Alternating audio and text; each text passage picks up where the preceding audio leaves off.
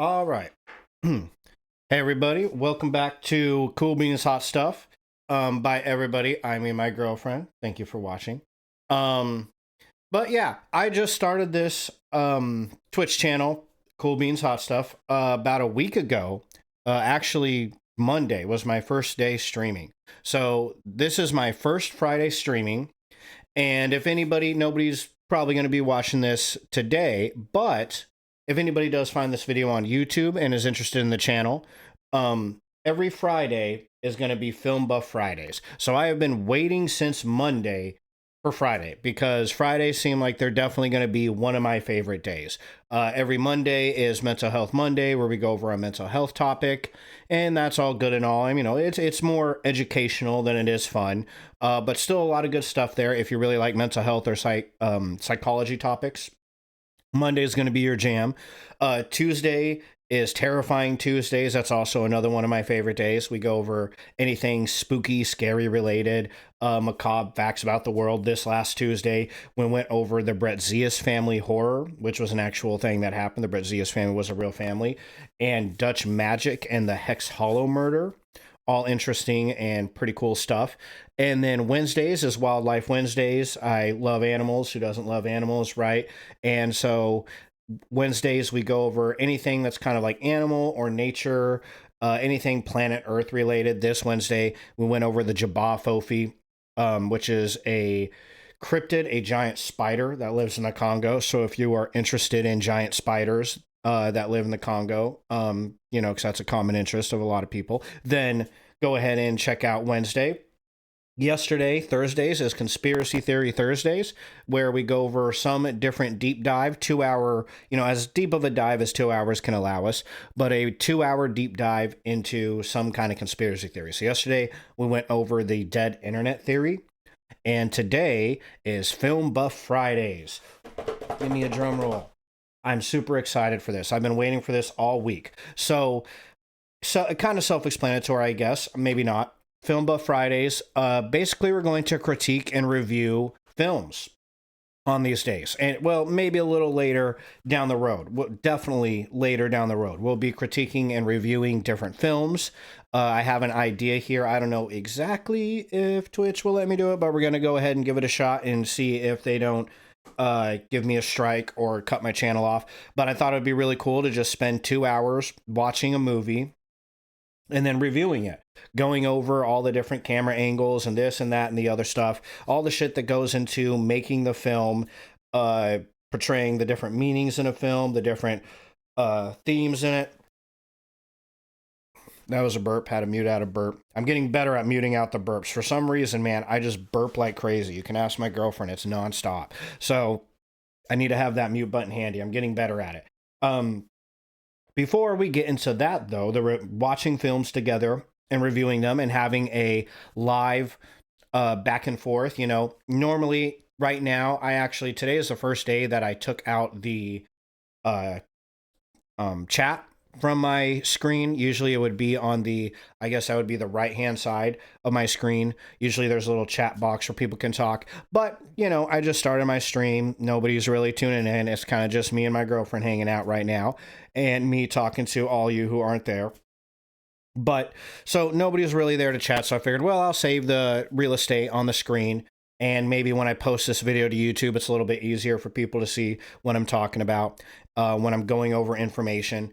And but normally here, hopefully in maybe a few months, a year, I don't know how much time, but in some length of time, people are going to discover me and my brilliant talent and how handsome I am. And they're going to be like, we have to watch this guy. What are we doing with our lives if we're not watching Cool Beans Hot Stuff? And they're going to come over to the channel and hang out and research really cool stuff.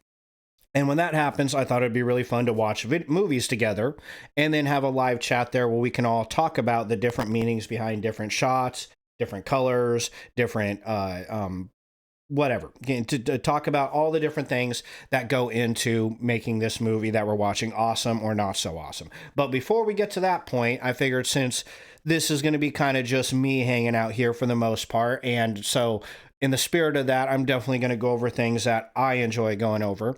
I thought it would be really good practice to go over how to actually analyze a film, right? Because everybody thinks they're like a movie reviewer, right? You know, I'm not um, exempt from that. I too think I am so fucking brilliant at analyzing all the rest of the art that all you guys make. But the truth is, I don't honestly know all that much. You know, I've read, I think maybe a total of a couple different books in my life. You know, I went to film school briefly when I was 18. I got kicked out of film school. That's a story for another day. But that's all, you know, the experience I really have. That, and I watch a fuck ton of movies, right? And then read a fuck ton of reviews about the movies that I watch. Not exactly, you know, a padded resume for being a professional film critiquer, right? And I would imagine to those who stumble upon this video, most of you probably don't have any better experience than that anyways. But it's okay, because that's what this video is going to do. That's what we're going to do for the first Friday, first few Fridays, first few months worth of Fridays. I kind of wanted to go through a crash course and how to analyze movies. So when it gets to the point that we are actually watching movies together, anybody who's gone through, cycled through my back catalog on how to analyze movies will be skilled in doing so. So, oh, by the way, just for Cutie Pie, if you're listening, you can still chat with me. I can see the chat, but you can't see the chat on your screen. So you can still say hi to me and I will still answer you as always. But this won't be, the chat won't be on anybody else's screen when I post this. So, okay, moving on. So that's what we're going to be doing today. Today, we are just going to be going over, today is how to analyze a film. That's the title of the stream. That'll be the title of this video on YouTube. It'll be our quick little crash course. I got a whole series of web pages and videos lined up for you guys to help us get a more in-depth understanding of how to actually analyze a film. And from this starting point, we will dive into deeper aspects of film analysis. Today, really, for the second half of the stream, is going to serve as a crash course for film theory, which is really, you can't get into film analysis without understanding something at least about film theory. So today, for anybody who's interested, this first half of this is going to kind of be going over, let's see what I got, the difference between a film review, a film critique, and a film analysis. And then actually after that, we jump right into film theory and what it is and how to go about it, the different kinds of film theory. And for the next several Fridays in a row, that's more or less what we'll be covering, is how to analyze a film using film theory. What is film theory? We're going to be learning about it, all the different types of film theory, the different elements of film theory, the different elements of a film that film theory looks at. And we're going to be sharpening up our film theory skills. So hopefully you think that's fun. I think it's fun, since you, whoever you are an imaginative person and you're not actually watching. Think it's fun. So I'm going to go ahead and go over this, and I'm going to have a blast talking about it. So let's go ahead and jump into it. The first slide that I want to call attention to is film review versus film critique. And there are so many different websites on this topic, because I see these terms, film review, film critique, film analysis, I see them used interchangeably constantly. And so I had to research, is there a difference? Like, is there a difference between a film review and a film critique and a film analysis? And it turns out that there is. These films are not exactly interchangeable. So I went ahead and looked into what are the differences between these things. And what I found as far as web pages go was tons of web pages that couldn't give me a straight answer on the difference between the three. Everybody seemed to have their own variation of what a film review was versus what a film critique was, what a film analysis was. They were all, there was a pretty large consensus on they're not the same thing, but nobody could define them. At least nobody had the same exact definition. So what I went ahead and did is just said, well, fuck it. Google AI, that's, you know, I don't fall back on AI or Wikipedia all that much when I'm here on stream. But this time I'm going to go ahead and do it because it gives us a very simple answer that we can start with as a jumping off point for understanding the differences between a film review, a film critique, and film analysis. So the difference between a film review and a film critique. Film reviews assess a movie's entertainment value and offer a recommendation, while film criticism analyzes the film's artistic merit, historical context, and cultural impact, often delving into deeper meanings and theories. So, don't just have burps, I also got a sore throat thing that I'm just getting over today. I've had it since Monday, the first day of my stream. I've worked for 2 months to get to this point where I could start streaming. Got the whole computer and everything. You should see the computer I got. It's so sexy. Maybe I'll post a picture one day when there's more people to look at it, more people for me to brag to. It is a sexy computer. It is a $6,000 computer that I went ahead and bought. Got all the lighting and shit up. You can't see it in the camera, but I got this corner of the room padded. I probably need to do some more padding behind me and such. And got all ready to do my streaming, got my mic, got my little interface, got my camera. And then Monday comes, ready to start the stream, sore throat. Ear infection is I think what it is. An ear infection all the way down my throat. My nose all stuffed up to hell. But I've been streaming. I've been powering through like a fucking champ, man, like a goddamn warrior. And it's not that hard. It's only 2 hours a night. And usually it's actually, these topics have been a lot of fun to talk about. If I could somehow turn this into a job, that would be so fucking dope. Because it's a blast to sit here in my nice, cozy little office and talk about shit like film theory. So anyways, it's been worth it, but I'm just finally getting over it today. So you're going to have to bear with me. There's going to be some mutes in there while I sniff a bunch of snot up and make a bunch of other really nasty human noises that you probably don't want to hear. So anyways, continuing. Film reviews. The purpose of a film review is to inform the reader about a film and offer an opinion on whether it's worth watching. Film criticism. The purpose of that is to analyze, interpret, and evaluate a film, often with a broader cultural and historical context. So notice here, purpose of film review is to just let people know this is what's in the film, and this is my opinion on whether you should watch it. A film criticism is to analyze. That's important, that word analyze, because remember, there was supposedly a difference as far as everyone on the internet is concerned between a film criticism and a film analysis. A film criticism analyzes, interprets, and evaluates films, often with a broader cultural and historical context. Now I'm going to jump over here to this other page and add in film analysis. So what is a film analysis? To examine a film's artistic, technical, and narrative elements in a scholarly and objective manner. I'm going to repeat that. To examine a film's artistic, technical, and narrative elements in a scholarly manner, as opposed to a criticism, which is to analyze, interpret, and evaluate films, often with a broader cultural and historical context. So from the most that I could gather, film review is you're just reviewing whether or not this film is any good for your particular audience. So if you're doing film reviews for, say, horror, there's a great film review channel out there. I think it's called Mr. H's Film Reviews or something like that. He's a British bodybuilder dude. Does awesome film reviews on horror movies. Mr. H here, would give you a film review, letting you know, you as a horror, because you're coming to his channel because you like horror movies. So you as a watcher of horror movies, should you watch this movie? Is this movie going to be something that you enjoy?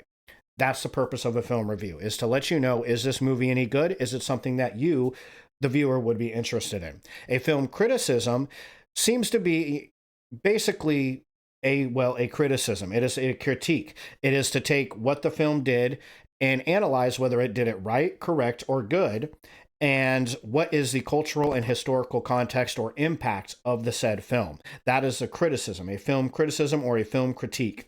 And then a film analysis is to just examine the film in its technical, artistic, and narrative aspects. So as far as all of the different elements of the film, does the film work? What is the film about? What are its underlying themes, its messages? It seems like film analysis is really the most neutral component. Film review tells you straight up whether or not this film is going to be good for you as the audience.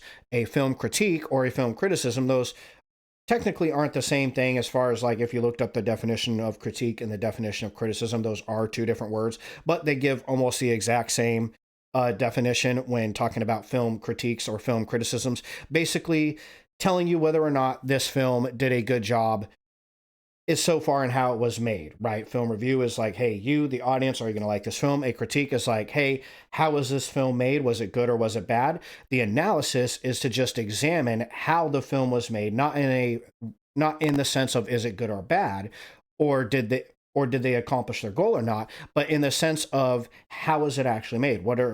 Was technically done in this film? What was done artistically with this film? What is the narrative of the film? And it's that third one that I tend to want to gravitate towards, because whether or not a film sucks is very subjective. Okay, I'm going to go on my rant. So we're moving to my rant screen. I made this screen just for my cutie pie. So when I decide to go on a rant, she can see me in all my glory. And so, anyways, I'm about to go on a rant now. So anybody can tell you whether or not a film is good or bad according to their standards, because it's very subjective, right? Me and my girlfriend will sit down, we'll watch a movie, and there's some movies that she fucking loves and I fucking detest, and there's some movies that I'm like, this is the best movie ever, it was so amazing, and she is like, yeah, it kind of sucked, like. We have different tastes. Everybody has different tastes. That's part of being a human being. That's one of the cool parts of being a human being is you get to decide for yourself what is good for me, what I like, what my proclivities are, what I think is enjoyable or entertaining. And you make decisions for yourself based on that. So, movie reviews are definitely good. They're definitely important. It's good to have movie review channels. There's plenty of really good YouTube movie reviewers out there that I like and enjoy. But I'm not looking to be just another movie review channel. Movie critiquing is a little more, critical. That key word there, critique, critic, critical. In all those definitions, keep that in mind. That word right there is important. That's a key word. You're being critical of the movie. The point is to look at what the movie did and say, did it do good? Is the movie a good movie? Is it good in the sense of how it was shot? Is it good in the sense of how it was acted? Is the cinematography good? When you're critiquing the cinematography, to critique anything means to say, was this good or bad? And it's not saying, is this good or bad by anybody by subjective standards, but by objective standards, you see?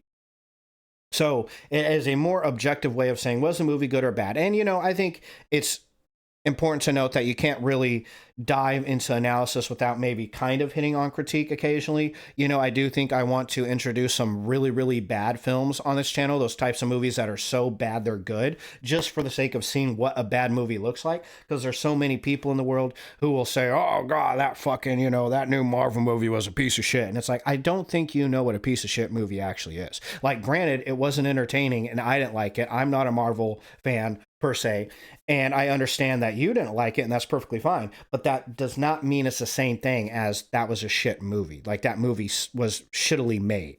A lot of people say, oh, that movie was horrible, and it's like, but was it? Like, have you actually seen Troll 2? Okay, have you actually seen The Room? Have you seen any objectively bad movies? Because if you haven't, then what's your frame of reference? You say the new Transformers was an absolutely horrible movie, and that seems to be a common upheld opinion. Anything that's multi-millions of dollars thrown into mostly graphics, everybody's like, oh, what a shit movie. And it's like, look, there's a lot of shit movies coming out today, but they're not necessarily like bad movies that were horribly made, right? They weren't made bad. The cinematography is still amazing, the acting's still really good, the effects are still really good. You just didn't find the movie entertaining, and that happens a lot. That's pretty much every new Marvel movie that's come out. The acting is fine. The effects are fine. The cinematography is good. Everything about it is in general good, but it's just not entertaining, So there's a difference. So film analysis is the much more neutral of the three, which I enjoy. I don't really want to get into the, oh, is it good or bad? Or, we will definitely touch on that sort of thing for sure. It's hard not to, but really I want to orientate around just analyzing this film in general, like analyzing how the cinematography was done. What was the point of this particular shot? What was the point of this particular set piece? What was the point of having the actress say or do this or versus say or do that? What was the point of this plot point? Like, why did this happen in the plot versus this other thing happening in the plot? Going over those little details of any movie, I think gives you a deeper appreciation for the movie. And that's really all I want to do, is really watch movies and know, or at least be able to formulate a theory for why an artist made these specific choices. So Okay, some more. Let's pop back over to here we are. Let's come back over here and continue the difference between a review, a critique, and an analysis. So again, the target audience for a review is the general public. The target audience for a criticism or a critique is going to be scholars, film enthusiasts, and those interested in film theory. Same with a analysis. It's going to be scholars, students, or those interested in a deeper understanding of film. The focus of film analysis is to have a deep analysis of filmmaking techniques, themes, and cultural context. The focus of a criticism is its themes, symbolism, directorial choices, and a film's place in cinema history. The focus of a review is the plot, the characters, performance, and overall enjoyment. Let's see. Style is often objective and opinion based. That's a review. Again, we kind of went over that. Reviews are more subjective and opinion based. Film criticisms are more analytical and scholarly. And analysis is they don't have that particular. Okay, criticisms maybe post after film release. Okay, well, so there you have it. So differences between a film critique or a film criticism, a film review, and a film analysis, right? So what we want to focus on, or what I'm generally focusing on my Film Buff Fridays, is film analysis. And we'll dive into film reviews and film critiques, but more so in the sense of just anybody who's watching getting to add in their 2 cents of critiquing what works, what doesn't work, and starting a conversation. So that leads us to how do we analyze a film, right? That is, after all, the whole title of this stream, right? I did a whole 2 fucking hours based around that question. How to analyze a film. How do you analyze a film? Well, here we go. Introduction to film theory. Film theory is, in general, one way in which people analyze film. So it's a very helpful means of analyzing film. We're going to dive into what exactly is film theory. I'm sure a lot of you have heard about film theory, at least heard the term thrown around. There's more to film analysis than just film theory, but film theory covers a very large depth. There's quite a bit in film theory that will help us to better understand film and the different ways we can analyze it, right? So let's go ahead. What is film theory? Well, it can seem like a daunting task, trying to come up with one succinct, I can never say this damn word. Okay. It can seem like a daunting task to try to come up with one succinct definition of film theory, or comprehensive definition of film theory. I'm just going to go with that. Just the term theory can elicit images of academic discipline, of stuffy people in a stuffy library reading stuffy tomes. That's usually a stuffy word for books. It almost sounds like work, doesn't it? And while there is a tremendous amount of study devoted to film theory, it isn't a difficult concept. In fact, you've probably already had lengthy film theory discussions, especially if you're interested in one of our film school programs. Okay. This is from the Film Connection, by the way. Wow, Film Connection. I wonder if they have anything to do with Sound Connection, or what was it, Music Connection? I used to work in recording studios, and I very briefly was a teacher for a school called the Music Connection. I wonder if Film Connection is connected. How do you define film theory? In simplest terms, defining film theory is basically breaking down a movie beyond a thumbs up or thumbs down. Breaking down what you liked about the movie, what didn't work, and how it put you in a state of mind are all aspects of film theory.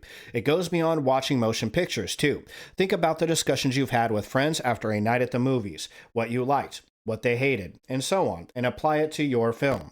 They may be general ideas, how certain scenes were filmed, and so on. If it's your project, you go with what you want, but it doesn't hurt to appeal to audiences either. And that's the general here. We're going to dive a little bit deeper into these different types of theory and 3 main types of film. We're going to save that for next Friday, but we just wanted to find what film theory is, get a better understanding for it. So there is, in general, what film theory is. It is basically, in simplest terms, breaking down a movie beyond just your simple thumbs up, thumbs down. It's breaking down how the movie was done, what you liked about it, what you liked about specific scenes or specific acting or this, that, or the other thing. Let's go a little. There was that human noise I tried to mute out. Did you see me reach for the button? I was too slow. Okay, continuing. Film Theory Explained, a beginner's guide. Film theory is a scholarly pursuit which attempts to explain the essence of what film is. In short, it both reflects and provides commentary on the society it came from. Thus, in the academic world, film theory is a branch of film studies. As such, it is related to literary theories and semiotics. Great, but what does this all mean? In brief, semiotics. Hold on, let me stop here. Let me just stop you right there, son. Semiotics, I think. Let me just semiotics is the systematic study of sign processes and the communication of meaning. It is a theory and study of signs and symbols. Okay, there you go. They should have just led with that. The theory and study of signs and symbols. All right. In brief, film theory is a way to think about the elements of film. Usually, it also looks at how film is affected by the individual viewer as well as society as a whole. On the whole, this article will give a brief understanding of the history of film theory and some of the major schools of thought within film theory. Plus, we'll provide an overview of a few major film theorists and their thoughts. Ooh, sounds like fun. I'm excited. I'm giddy. I'm like a little kid. Let's see, this is the history of it. And then these are some different forms of film theory. We will be coming back. Hey, listen, fuckhead, get out my face. We will be coming back to this page here to go over a little bit about this. In the meantime, let's just focus on the history, the roots of film theory. Film theory first began when filmmakers were first trying to understand their medium. So they analyzed the mechanisms at play, which could provide meaning and impact for the viewer. More specifically, they studied what makes film stand apart as its own distinct art form. Thus, filmmakers wanted to understand what was different about movies. Theorists in the 1920s focused on the camera and the edit as the two major factors that make film a unique art form. In film, camera placement can give new dramatic impact impossible in theater. Think of a close-up or a POV shot. On the whole, editing provides new context and meaning through juxtaposing images. Consequently, it allows a film to manipulate the viewer's understanding of space and time. Much of this early theory emphasized films as different than reality. Additionally, after World War II, there was a shift in film theory towards the uniqueness of film to perfectly capture and record reality. This resulted in the new wave cinema verite and renewed interest in experimental and avant-garde films. Plus, in the 1960s, film theory became heavily influenced by semiotics, psychoanalysis, gender studies, and Marxism. All in all, feminist theory, queer theory, and many other branches of film theory were solidified during this era. In the 1990s brought the digital revolution. Theorists began exploring the differences between the representation of digital technologies versus the indexical images of analog celluloid. The representation of digital technologies versus the indexical images of analog celluloid. Okay, right. As technologies have progressed, contemporary film theory now looks at where and how we encounter cinema. We just read that. New theories explore spectatorship and the collective experience of cinema. Plus, they examine how public screenings have different effects on viewing films alone. Interesting. So that's where modern day film theory is. So there's a brief rundown of how film theory came to be, what it is, what it does, why we use it, what that button is. And now we're going to get into different types of film theory. So there is tons of ways, as we kind of went over with the history of film theory. This very little brief few paragraphs right here gave us how in the 1920s they mostly focused on camera placement, technical aspects of it. After World War II, there was a shift towards different types of film. In the 60s, this brought on semiotics, psychoanalysis, gender studies, and Marxism, all kind of took and dived into analyzing film. That include feminist film theory and queer film theory. 1990s brought the digital revolution, which came with a film theories, exploring the differences between digital technologies and analog celluloid. And nowadays, film theory looks at where and how we encounter films. So there's, as you can see in a nutshell, there is tons of different kinds of film theory analyzing different aspects of not just film in general, but the whole film industry. So here is I don't believe comprehensive, but a pretty close to comprehensive list of film theories, which I will read to you now. We are not going to go over every single one of them and click on them. And give you a whole rundown of every single film theory that exists, right? But we will dive into a couple very specific ones that I found in my research would probably be the best ones to start with. So we have amateur cinema and experimental cinema, animation cinema, apparatus theory, application of rhetoric theory. We have art films, auteur theory. In fact, let me make sure that I'm saying that word right. Usually before I do a stream, auteur, what's the word that I'm looking for? I can't even remember the word for pronunciation. That's it. Pronunciation.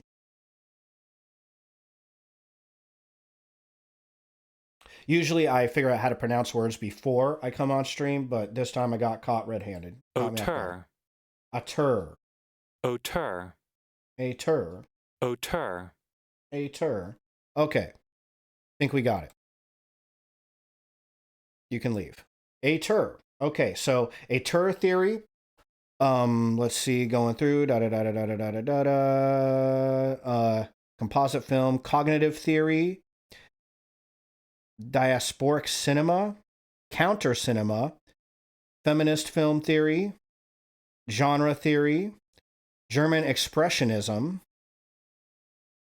Italian neorealism, Marxist theory, Oniric film studies, I don't know, post-colonial theory, post-structuralism theory, which there's also a structuralism theory, postmodernism, psychological film theory, screen theory, Soviet montage theory, there's that structuralist film theory, subjective cinema, surrealist cinema, transpersonal psychology, voyeurism. Okay, so there's a whole bunch of different kinds of film theories that exist. We're going to go back to this page, I think. Hold on. Yeah. Maybe here. We'll just run down some theories of film. There are a wide variety of film theories, as we discussed. To summarize, some theories contradict each other while others work together. These theories are like lenses through which you can view film. So each theory, you want to think of each theory as a different way of analyzing film. Each theory works to analyze a different aspect of film or a different aspect of the film industry even. So you have formalism. Formalist film theory looks at the technical aspects of film, that's shot, editing, lighting, sound. Thus, formalists are concerned about how these elements work or do not work to create an impact on the viewer. Simply put, formalism focuses heavily on how the style of a production communicates an intended message. Structuralist film theory states that there is a basic underlying structure to a film. By comparing patterns and relationships of the structure within a single film and between several films, we can better understand meaning. Structuralism focuses on reoccurring themes as well as the use of signs, symbols, and conventions to interpret film. That's that, what do they call it, semiotics? Apparatus theory states that the film is unavoidably ideological in nature. The simple mechanics of representation, what is shot and what is cut, intertwine with the filmmaker's individual point of view. This holds that creating a film is inherently a political act, either reinforcing or subverting the dominant cultural paradigm. And that leads us to Marxist film theory. Is primarily concerned with the production of film. It focuses on the relationship of the filmmaker to the film and the relationship of the film to the audience. Marxist theory is based in influencing the viewer through realistic and unbiased structure. With this, Marxist filmmakers use jump cuts and jarring edits to avoid suspension of disbelief within their audience. That's a pretty wild definition of Marxist film theory, because that has nothing to do with Marxism, the philosophy. Feminist film theory examines the relationship between women in film. Originally focused on depictions of women in cinema, feminist theory critiques the male gaze. In this framework, men are active participants in the world and women are objects that matter only so far as a relationship to men.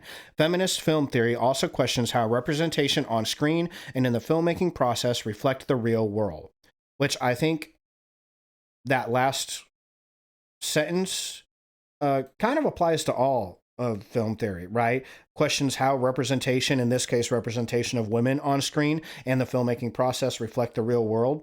I believe that there's one called what do they call it? A type of film? No, that was in the other webpage. There is a kind of film called realism that focuses specifically on that. Moving on to queer theory. Examines film's role in creating heterosexual social norms. It examines and questions depictions of people whose sexual and gender identities have been historically marginalized. Then there's auteur theory. Promotes the idea that the director ultimately is the auteur of a film. This perspective holds that although others, such as the screenwriter and the cinematographer, are major creative forces, the director has final authority. That is, a true auteur has distinctive characteristics that mark their work, regardless of others' influences on the project. Neoformalism is a pushback towards looking at the very elements that make up a film and a rejection of the over-reliance on symbolism in modern theories. Neoformalists take into account to the cognitive effect of film on the viewer, more specifically considering that films direct our attention to important narrative information. Neoformalism also points out that art is not simply symbolism because art often asks the viewer to look at familiar objects and concepts through new lenses. And this will go into notable film theorists. We will get to that here in a minute. But yeah, so in general, what I wanted to go over in that section was just we have a rough understanding. Hopefully you have a good understanding at this point of what film theory is, right? It is just simply a way to analyze film, a way to talk about a film, a way to look at different aspects of a film and see whether it worked, how it was done, what was the point of it. That very closely aligns with our definition that we had earlier of film analysis, right? We're just looking at aspects of the film and what they're trying to accomplish and if they're accomplishing their goals and how they are accomplishing their goals. What is this? I got a little bug like popping up on my screen every so often, just fucking with me. So we should have a good basis for understanding what film theory is. Then we have all the different kinds of film theories that exist. Again, that's not a comprehensive list that I just gave you. There's quite a few different kinds of film theory. I just gave you a very brief rundown on some different types of film theorists: neoformalism, auteur theory, queer theory, feminist film theory, Marxist film theory, apparatus, structuralist, and formalist film theory. Okay, so you should at this point have a good understanding that there is a whole lot of different ways to look at a film. So we're going to dive a little bit deeper into what these people, this is Amy Clark with Freelance Video Collective, what she says are the 7 main types of film theory with examples. We're going to sit and kind of meditate on this particular subject matter for the next probably 10-15 minutes, maybe 10 to 15, maybe even 20 minutes. We're going to be talking specifically about different types of film theories, so we have a rough understanding of what the main ones are and what they're trying to accomplish. And from this point, we can choose what film theories are worth learning about. What film theories do we want to learn about? And you, as the viewer, hopefully on whether that's Twitch or YouTube, I might even throw out some TikTok videos, probably not of this exact Twitch, or this exact stream, but eventually be throwing out short TikTok videos. Either way, whatever platform you're viewing me on, eventually you, the viewer, will hopefully watch this part of the video and be able to look at these different theories, understand what they all mean, and then be able to pick for yourself what kind of film theory you think is the coolest and would maybe like to dive into, especially if you're a fan of film and want to join me in becoming better at critiquing film. Because really, that's the whole point of this, right? That's the whole point of my entire show is here's a whole list of stuff that I would like to research and learn more about. And that you guys are coming along for the ride. And, hopefully when I drum up some kind of following at some point, maybe I'll have people to discuss all of this different stuff with and get better with it together. We can have discussions while we're learning. That's the main reason that I'm doing it on a live Twitch stream versus doing this on a YouTube video, is to actually have discussions with people in real time. So anyways, I thought this would be beneficial to understand what the main, most popular forms of film theory are, so that viewers can pick and choose for themselves which they think are the best or most interesting types of film theory for themselves to look into. And then also for me running the channel to pick what this specific channel is going to be looking into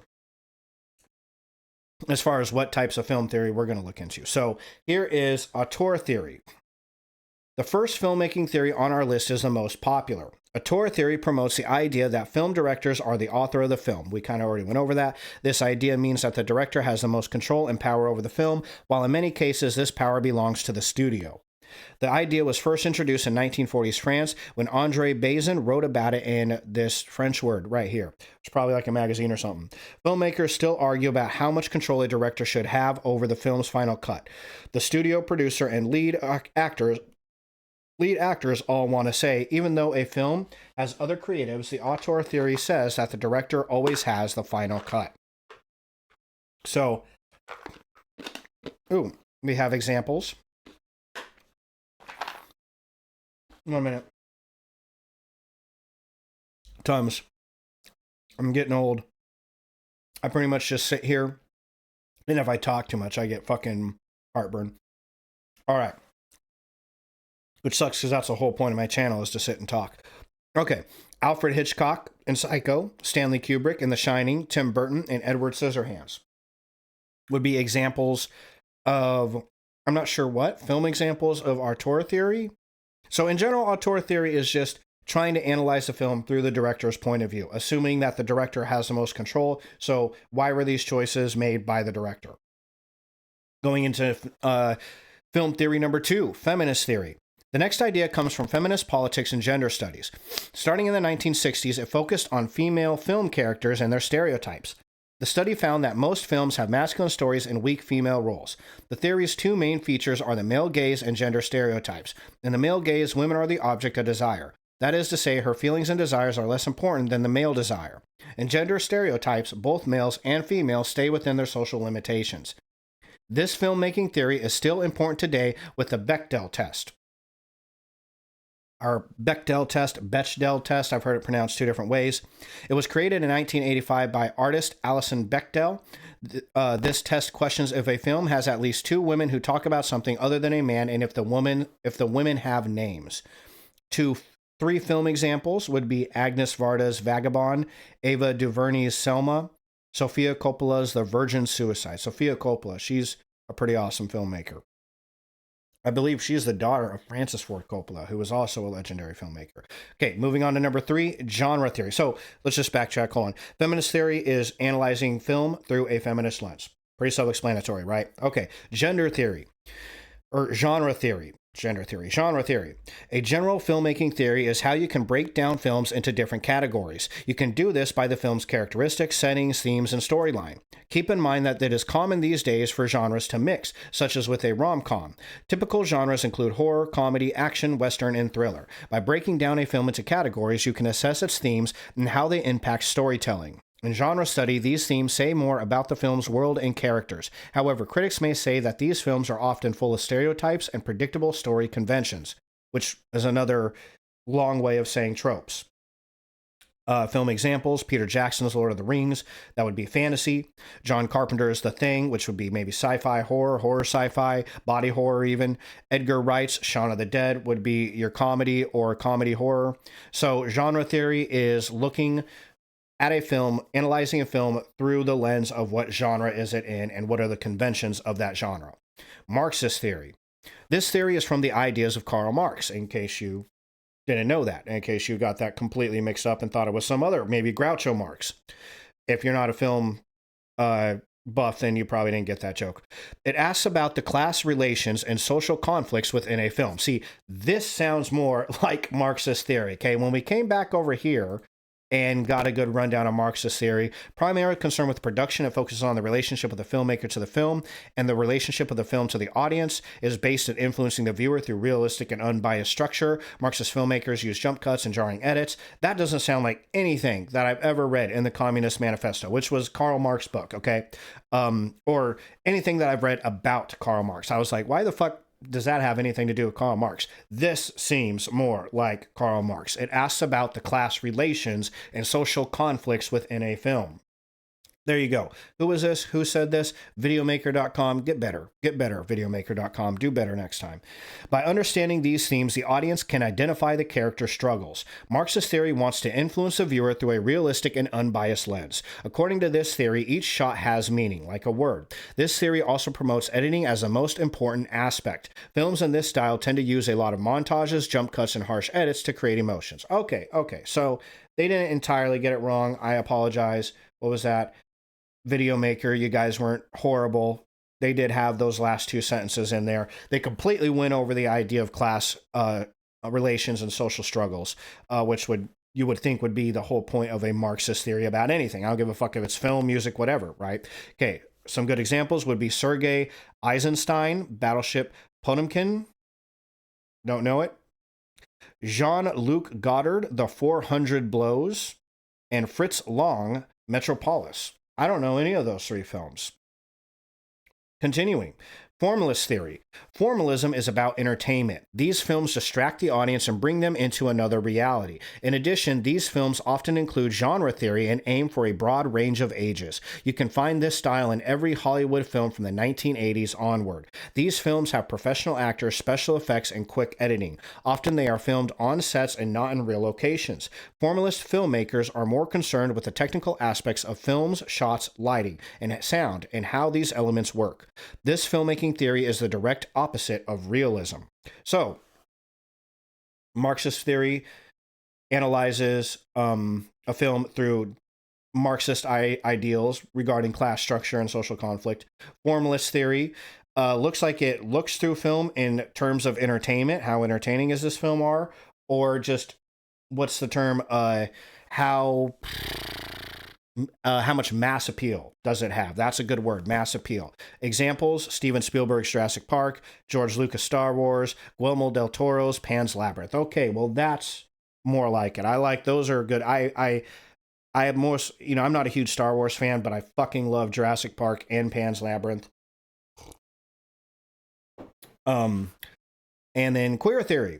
Queer theory started in early 1990s and is known as the queer new wave. It is similar to feminist theory in that it aims to break down gender stereotypes. By doing this, the filmmakers hope to undo the attitudes and perceptions of classic cinema.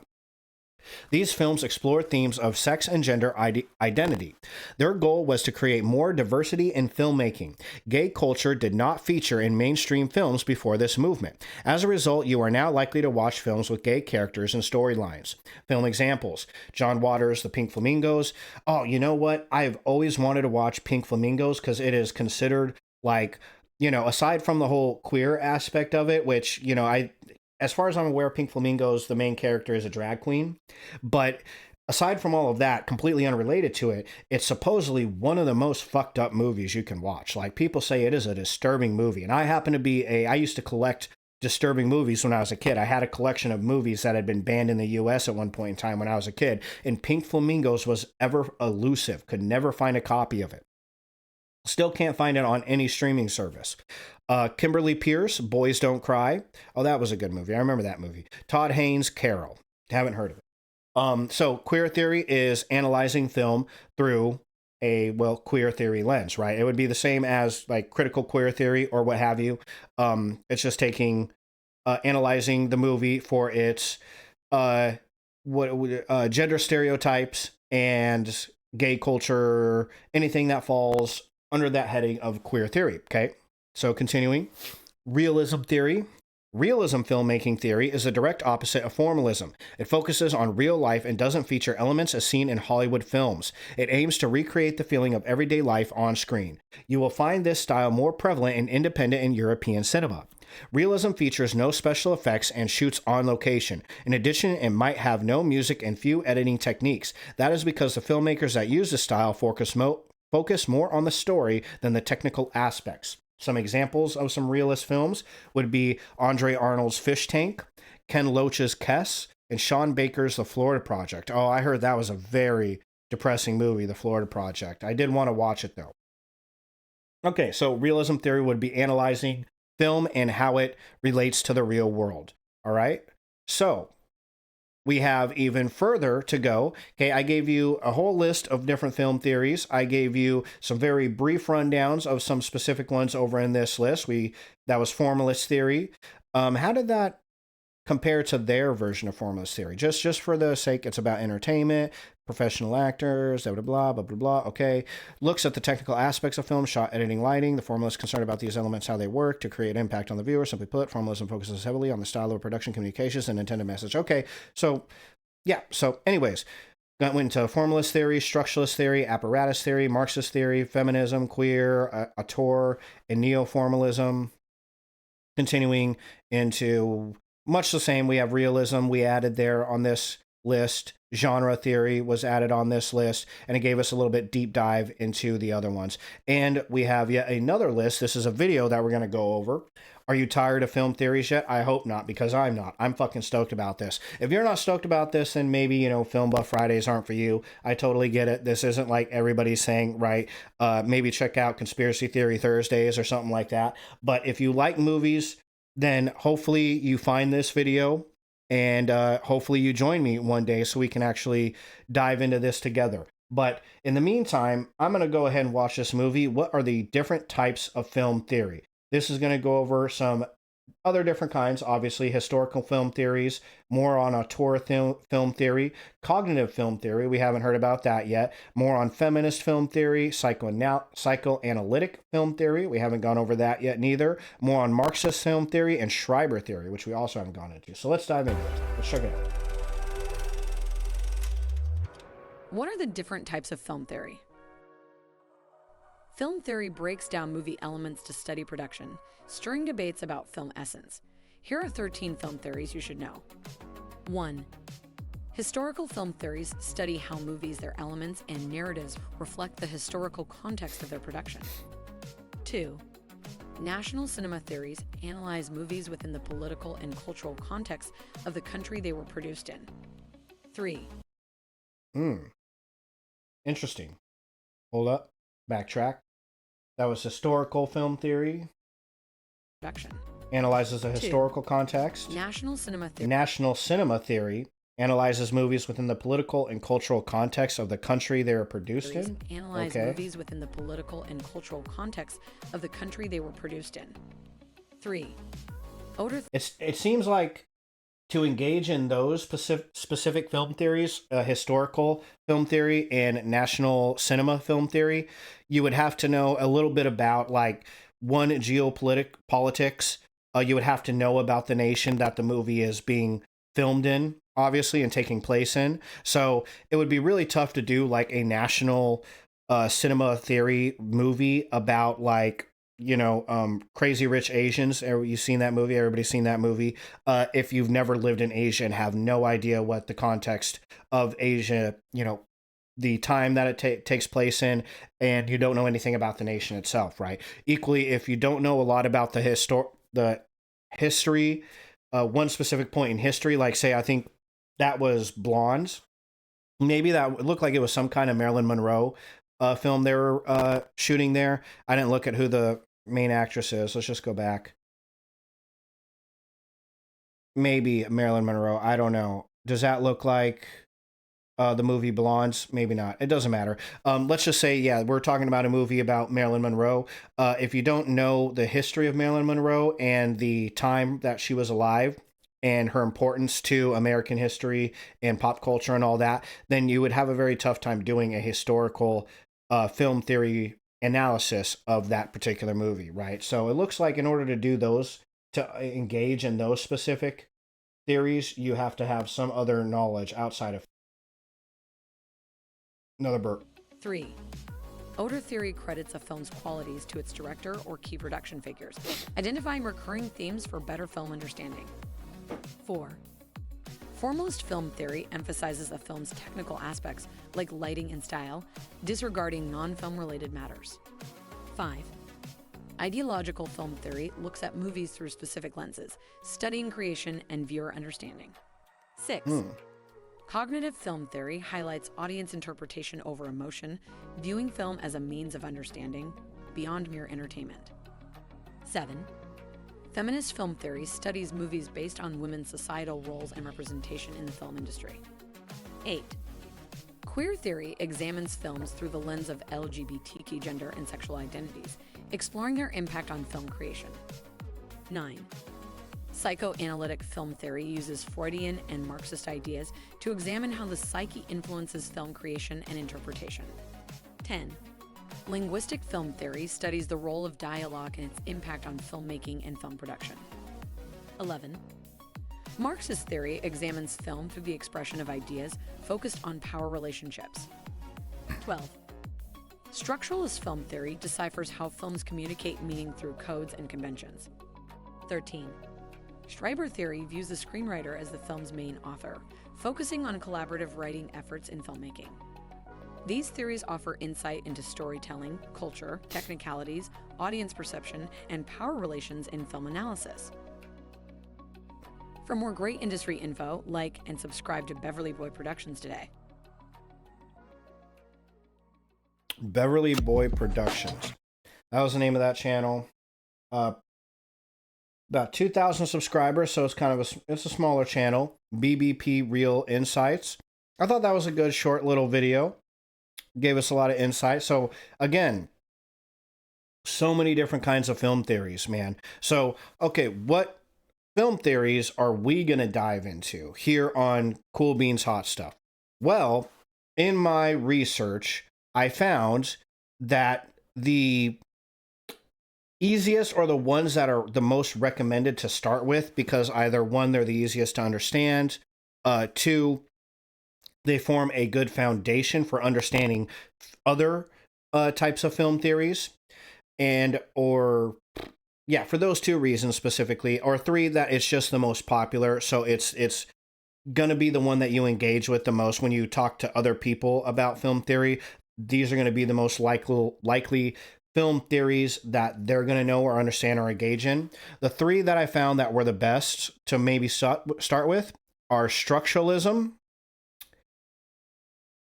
This one didn't have the structuralism, auteur theory, and formalist film theory. Which, let's backtrack. Right. No. Here.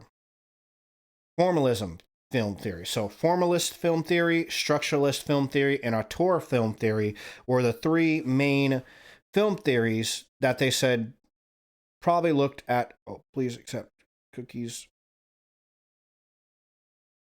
Were the best the language of theories to probably start with. So we're going to go ahead and watch a video on each, and then I'm going to go ahead and give you my idea of which one I think is the best to start with, and then we're going to go ahead and jump into it. So this is formalist theory, or at least realism versus formalism. Just about all of us speak it, but most of us have never been taught it. We intuitively understand what we see without needing to be told, which is pretty cool when you think about it. And it's part of why film is such a powerful medium. Films, even average ones, influence the audience's emotions about the subject matter. Now, Jurassic Park is not average, but think about how this scene makes you feel. I'm going to go ahead. Film is subliminal. Just about all of us speak it, but most of us have never been taught it. We intuitively understand what we see without needing to be told, which is pretty cool when you think They really need to work on their sound, whoever made this video. About it. And it's part of why film is such a powerful medium. Films, even average ones, influence the audience's emotions about the subject matter. Now, Jurassic Park is not average, but think about how this scene makes you feel, and why. What if we didn't get the close-ups here, and we just cut straight to dinos instead? Not the same, right? Most movies are doing this behind the curtain. You don't spend your time watching movies thinking about this, unless you're a film nerd, because that's not the point of it. But even by using the most elementary of filmmaking tools and techniques, directors impart meaning into every frame. They're making a statement when an object is near or far, or shot from above or below, or from front or behind. All these decisions convey meaning to you instinctively, without needing you to stop and think about it. But if we were to stop and think, why are the Joker and Batman both shown from behind in these scenes? would be the effect of seeing the same moments from a side view or from head on? Sometimes this boils down to style. Directors get popularized for their styles, whether that's how they film action sequences, how they compose shots, how they edit, how they craft complex narratives, or how they approach stunts. These styles push movies into new and exciting territory, or refine old ideas into fresh ones. But what about when a movie lacks a style? What about when a film lacks a style on purpose? That's what I want to talk to you about today. A theory of film analysis called realism. In film theory, there exists a spectrum. The bookends of the spectrum would be documentary and avant-garde. So this is a long video, but bear with me.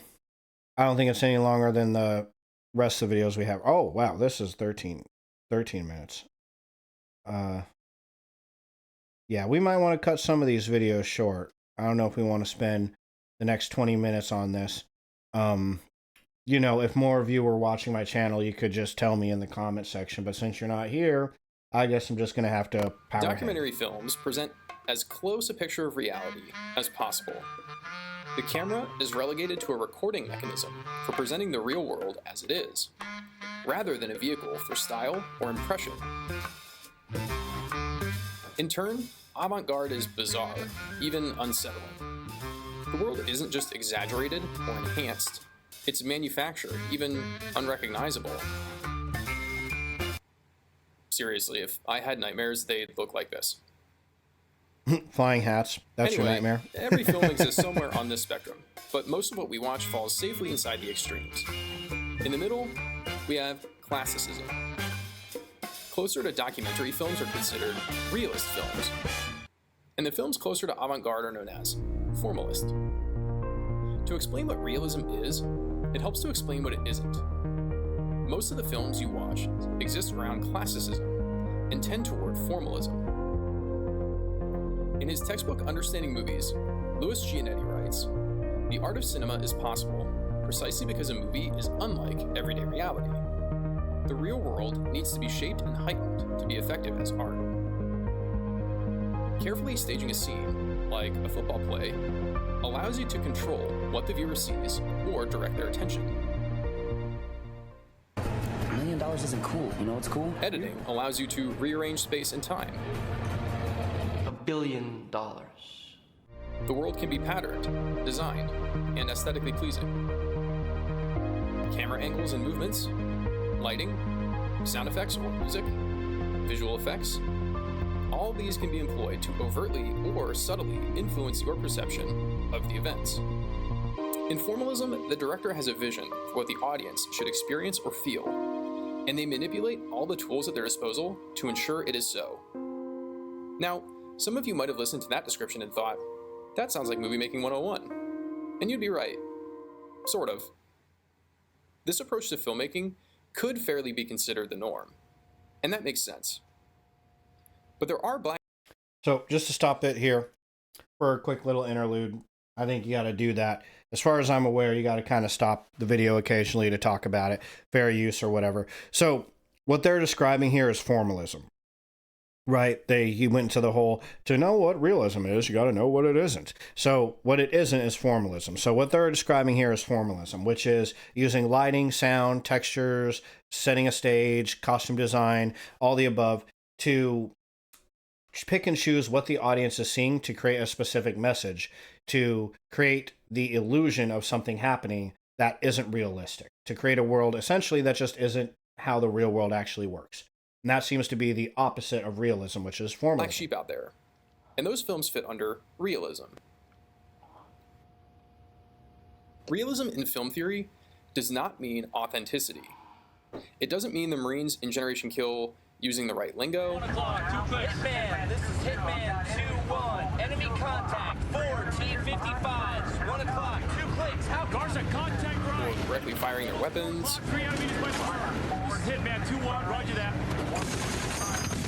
Or wearing the right uniforms. Woodland camouflage. Instead, realism is a fundamental approach to filmmaking. Instead of seeking to guide a viewer into a constructed experience, it seeks to accurately reflect external reality, which is rarely so neat or structured. Technique takes a backseat role. Interference and manipulation are minimized. In Understanding Movies, Giannetti writes about a subset of realism called Italian neorealism. Traits ascribed to neorealism include a refusal to make easy moral judgments, avoidance of neatly plotted stories, a documentary visual style, use of actual or exterior locations and natural lighting, conversational speech, and summarily a styleless style. Okay, so that helps us, again, because this guy, when you can hear what he's saying because the music isn't too loud, was correct when he said, it helps you to understand something by understanding what it's not. By looking at this list of, this is Italian neorealism, not necessarily realism in general, a subsection of realism, you can see how that's different than the formalism that we just discussed, right? Formalism gives you nice, quick, easy moral lessons in a movie. The plot is very easy to follow. Again, think Jurassic Park. Very easy, boom, boom to follow. This cause and effect, cause and effect, cause and effect. Doesn't have a documentary visual style. It has a more, think of like The Matrix, a more spicy visual style, a more action or extravagant is the word I'm looking for, visual style. Less on the exterior locations, more sets so that they can actually control what is happening, what you're seeing. That's hard to do in exterior locations. They use lighting to give certain prominence to specific set pieces versus natural lighting. Speech is much more controlled. It's much more by the script versus conversational, and it's much more stylized, whereas realism is not. The fascinating thing about realism and its brother neorealism is not just that the style takes a backseat to the subject matter. It's that this choice represents the broader objective: nuance. Neutral filmmaking enables neutral messaging and nuanced themes. Put another way, it is impossible to tell a truly nuanced story if the story is not delivered in a nuanced way. Because of the filmmaking techniques we've discussed, a filmmaker is going to influence an audience one way or another, unless they deliberately tone down their delivery to prevent biasing the viewer. Films considered realist may dispose of a constructed plot, sentimentality, wishful thinking, and naive certainties about right and wrong. When the artistry is invisible and components are Again, just to point out some pointless info, Mad Max Fury Road is an awesome fucking movie, but I feel like that has to be the complete opposite of realism, right? I mean, just because they are in a very non-realistic world, the editing, the cinematography, the costume design, the dialogue, everything is so hyper stylized in that movie, which is what makes it so amazing and so exciting and so much fun. It is easy one of my top at least 20 movies that I've ever seen. Fucking love that movie. This movie, Sicario, I would feel is much closer to actual realism than formalism, or at least they're attempting to be, right? Again, whether or not I guess I didn't say this, so not again, but I would postulate that whether or not a director actually succeeds in giving you a nuanced, unbiased view of a particular subject matter, there's got to be layers or at least steps as to whether or not they're successful. Right? Some directors might try to do that, but are still wildly unsuccessful. And to some degree, you're always going to paint everything with your own opinion on something, to some extent at least, right? You can't be so hyper perfectly realistic that it's 100% realism and zero style or zero substance. Sicario still has a style. Even if its style is raw, characterized as raw or slightly documentary, it still has a style. But if you haven't seen this movie, Sicario, check it out, because it is fucking dope. Really good movie, too. Found instead of shaped and manipulated, a more accurate, true version of the world emerges from the other side of the lens to the audience. In realism, the director thinks, how closely can I capture reality? When thinking about most of the movies I've seen, there aren't many which can rightly be considered realist. Realism is not as flashy, not as inventive, and for the general movie-going public, I don't think there's a huge appetite for it. Many realist films are either old, foreign, or both.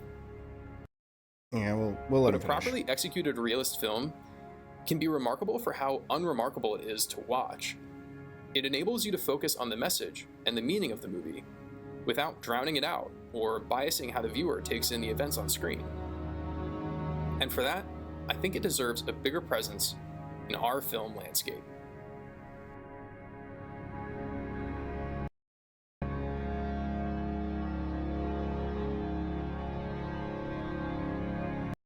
Okay. So there is your formalism theory. It is basically how a movie uses lighting, set pieces, all this various stuff to create this, it's essentially unrealistic world, right? How is the director or the filmmakers, everybody involved with the film, creating this imaginary, beautiful world and guiding your perspective and your perspective and your experience as you're going through the movie. So that's formalist theory. Okay, the second most common theory to start with, or what was also considered a very important theory to potentially understand before you start, is structuralism. Structuralist film theory. And we're not going to watch the whole 13 minutes, but we are going to dive into some of these beginning points. I will probably stop right around the 7-minute mark. So another 7 minutes on structuralism. The school of philosophy that was at the forefront of the continental philosophical Ooh, they tradition got full screen. for a few short years in the 1960s. This time at the cutting edge, although brief, was critical. It marked a turning point, a bridge from the existentialism that had dominated the continental tradition since the Second World War into a new intellectual landscape that has often been captured under the labels post-structuralism and postmodernism. In this episode, we're going to be looking at what structuralism is, why it was so revolutionary, and why it was so quickly outgrown. Structuralism can't be understood without reference to the work of Ferdinand de Saussure. In a previous episode on the channel, we looked at Saussure's revolutionary reorientation of linguistics with semiology, or as it's now known, semiotics. This work of Saussure made him the retroactive father of the structuralist tradition.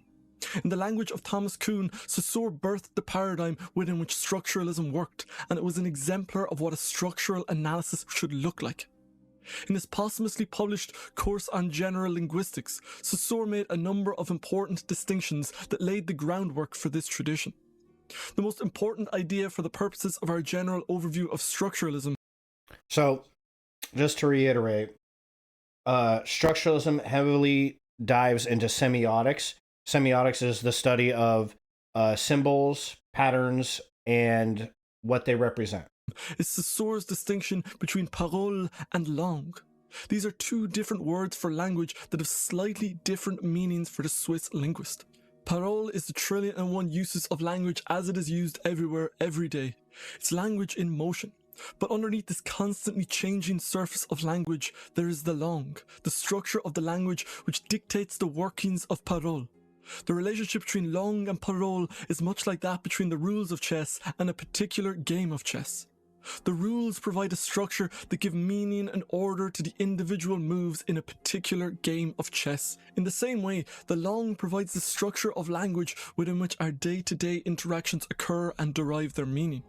This distinction between the empirical surface of language and the hidden structure of it was to prove a major inspiration for the French philosophers of the 1960s and 70s. With that groundwork in place then, let's talk about what structuralism is. In the broadest sense, structuralism is a way of... That was a lot. That was a lot to take in there. A lot of French names and French sounding stuff. But in general, structuralism has its roots in symbiotics, which was basically the study of symbols as it pertains to language. With that groundwork in place then, let's talk about what structuralism is. In the broadest sense, structuralism is a way of perceiving the human world in terms of structures. This is already familiar to us from looking at the physical world. The natural world, whether it's a supernova, a quark, or a gene, are individual instances that operate by underlying rules. Each supernova, quark, and gene are different. They are the parole of the natural world, but underpinning them is the hidden structure of physical laws that scientists have unriddled in the past few centuries.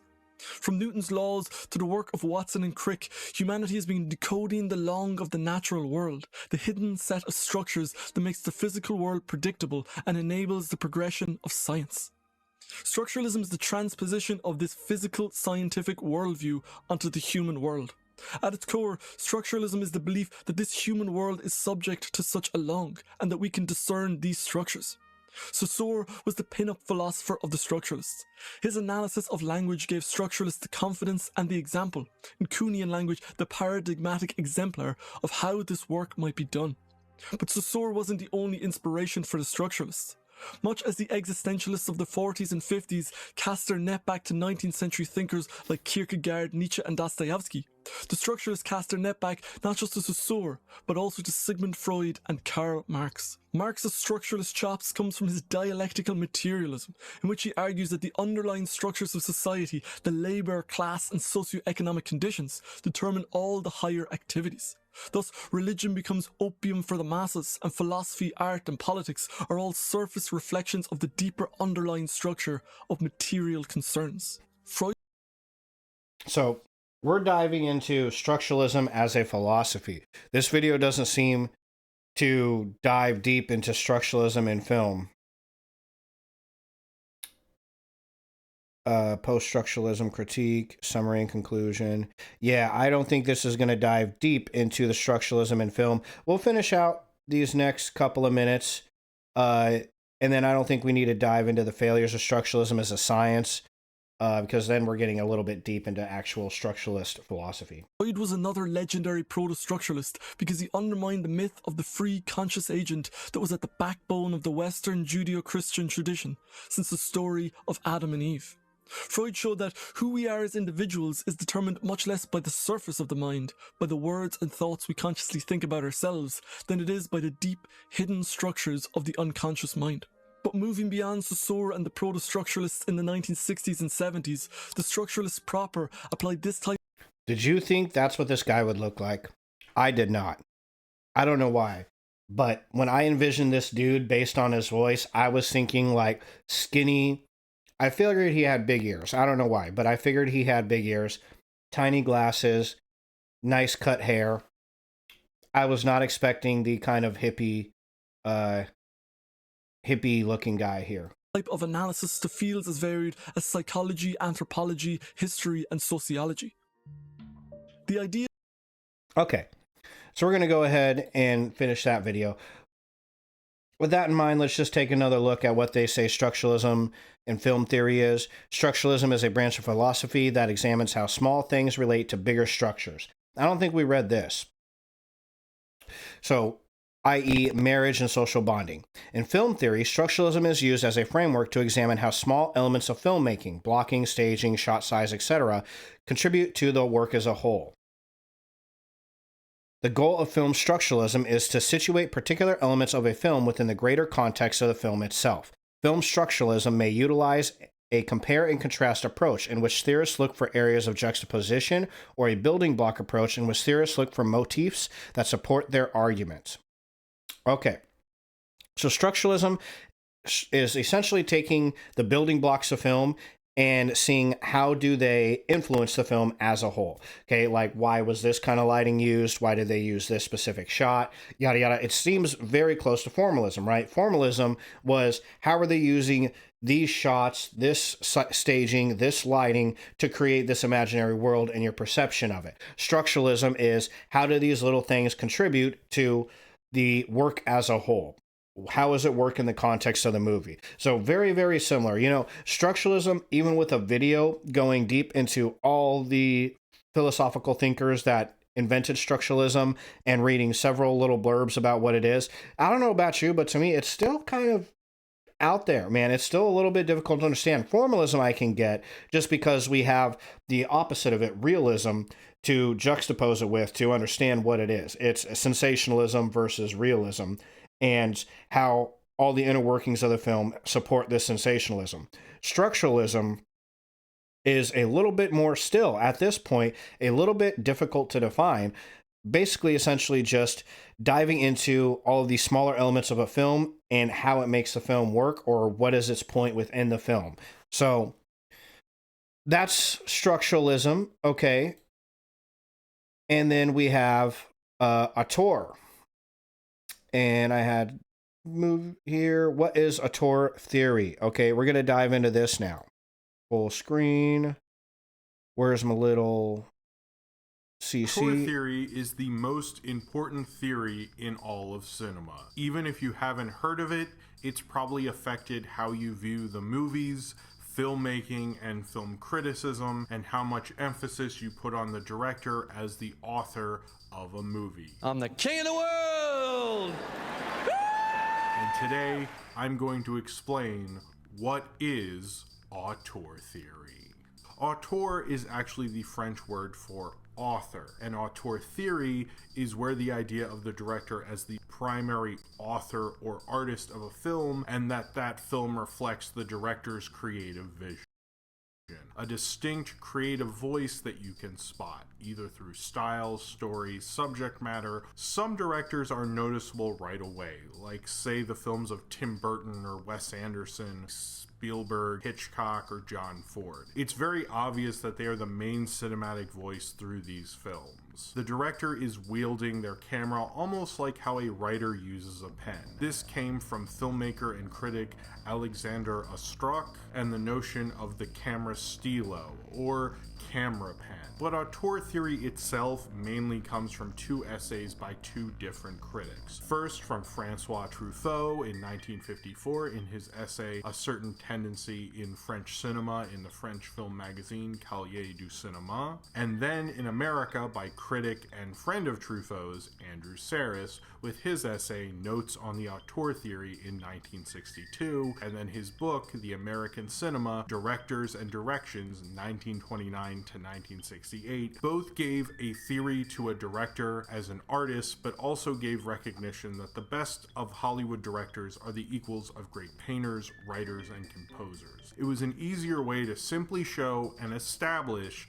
that the movies were an art form. It's also to show the director's creative vision that went into making a film and identifying it. This can get tricky. It's easy to say Kurosawa, Leone, Kubrick, and Tarantino are auteurs. Their films are very recognizable on their own and have their own stamp very obviously on them. But what about lesser, not immediately noticeable directors? Well, you need to establish patterns in their work. This was often used for classic Hollywood directors such as Michael Curtiz, Raoul Walsh, Anthony Mann, and William Wellman, director of Public Enemy, A Star is Born, and many others. Wellman might not be the most well-known classic Hollywood director today, but you can understand his artistic voice through the patterns in his work. How he often made films about aviation, with Wings, The Gallant Journey, Men with Wings, Central Airport, The High and the Mighty, and Island in the Sky. This makes sense, Wellman being a flyer himself. He would also frequently have the stories about two men who were close and childhood friends as protagonists,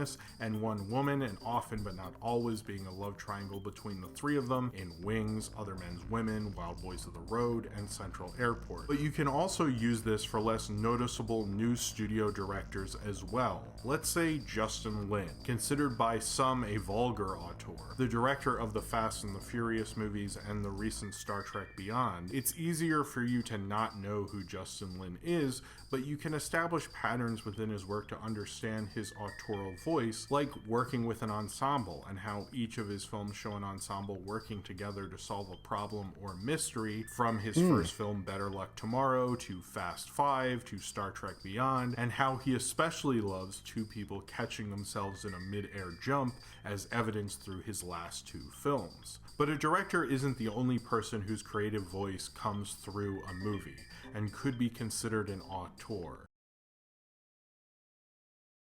Okay, so hopefully you're kind of understanding auteur theory a little bit better. And to me, auteur theory is a little bit easier to understand than formalist theory or structuralism theory.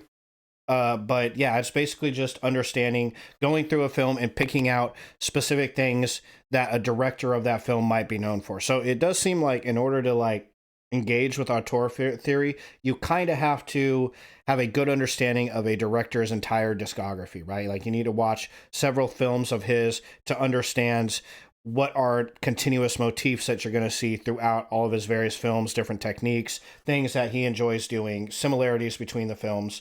Let's continue, though, because auteur theory doesn't just stick with director. This goes away from Sarris and Truffaut, but I've always looked at these theories as more liberal. Auteur to me means authored. Film is a collaborative medium, and really always has been, and that is the common complaint against auteur theory, that it doesn't recognize the work of the screenwriter or cinematographer or producer and all the craftsmen working on the film. In a way, it does, it just acts like the main vision of the director is what guides everyone who works on a film. But more often than not, it's not just the director whose creative vision or voice comes through a film. Take The Social Network, for example. It's very much a David Fincher film. From the way it's shot and made, it feels very David Fincher, but you can't help but notice Aaron Sorkin's unique and distinct voice through its screenplay. You don't think I deserve your attention? I think if your clients want to sit on my shoulders and call themselves tall, they have a right to give it a try, but there's no requirement that I enjoy sitting here listening to people lie. Or look at a film like Skyfall. You can say it's directed by Sam Mendes, it feels like a Sam Mendes directed film, but it's also very easy to notice the distinct cinematography of Roger Deakins, and also the various Bond tropes and voices behind the scenes of the Broccoli family as well. You can easily say that it's just a Sam Mendes film, but you wouldn't truly be understanding it. This would also be true with a classic like Taxi Driver, very much a Martin Scorsese film, but would it really be what it was without the Paul Schrader written screenplay? And what about the music of Bernard Herrmann? Taxi Driver wouldn't be what it was without all those elements together. Look even at what Bernard Herrmann did for Hitchcock or John Williams did for Spielberg. You might think of that music when thinking of those directors' work, but those directors didn't make the music. Showing how you authored a film can be more than just a director. Look at various other producers also who can be regarded as auteurs as well. Val Lewton, who didn't direct Cat People, Jacques Tourneur did, but many of the Val Lewton horror films of the period are mainly given credit to him and share a uniquely Val Lewton style. That was a big ass Why sneeze. not say they share Blew an an O-ring on auteur that one. voice of this producer? It's very obvious that the same producer or author behind the scenes was creatively involved. Take another producer like David O. Selznick, for example. Gone with the Wind is almost credited more to him than anyone else, with all the director changes from George Cukor to the credited director Victor Fleming, but really Selznick is usually given credit for the film. And why not? He was one of the main reasons the movie got made at all,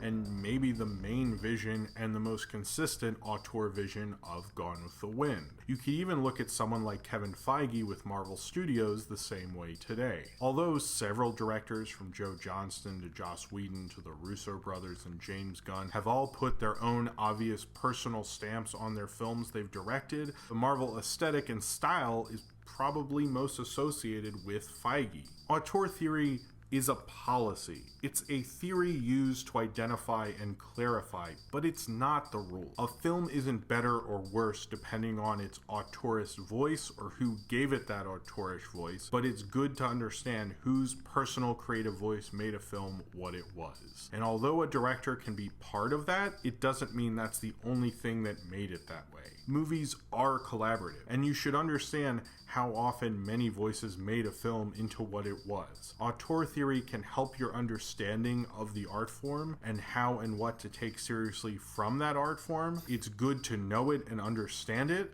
but also good to not let it overpower you and let the role of the director overpower what you know about movies as well. But we'll get into that more next time.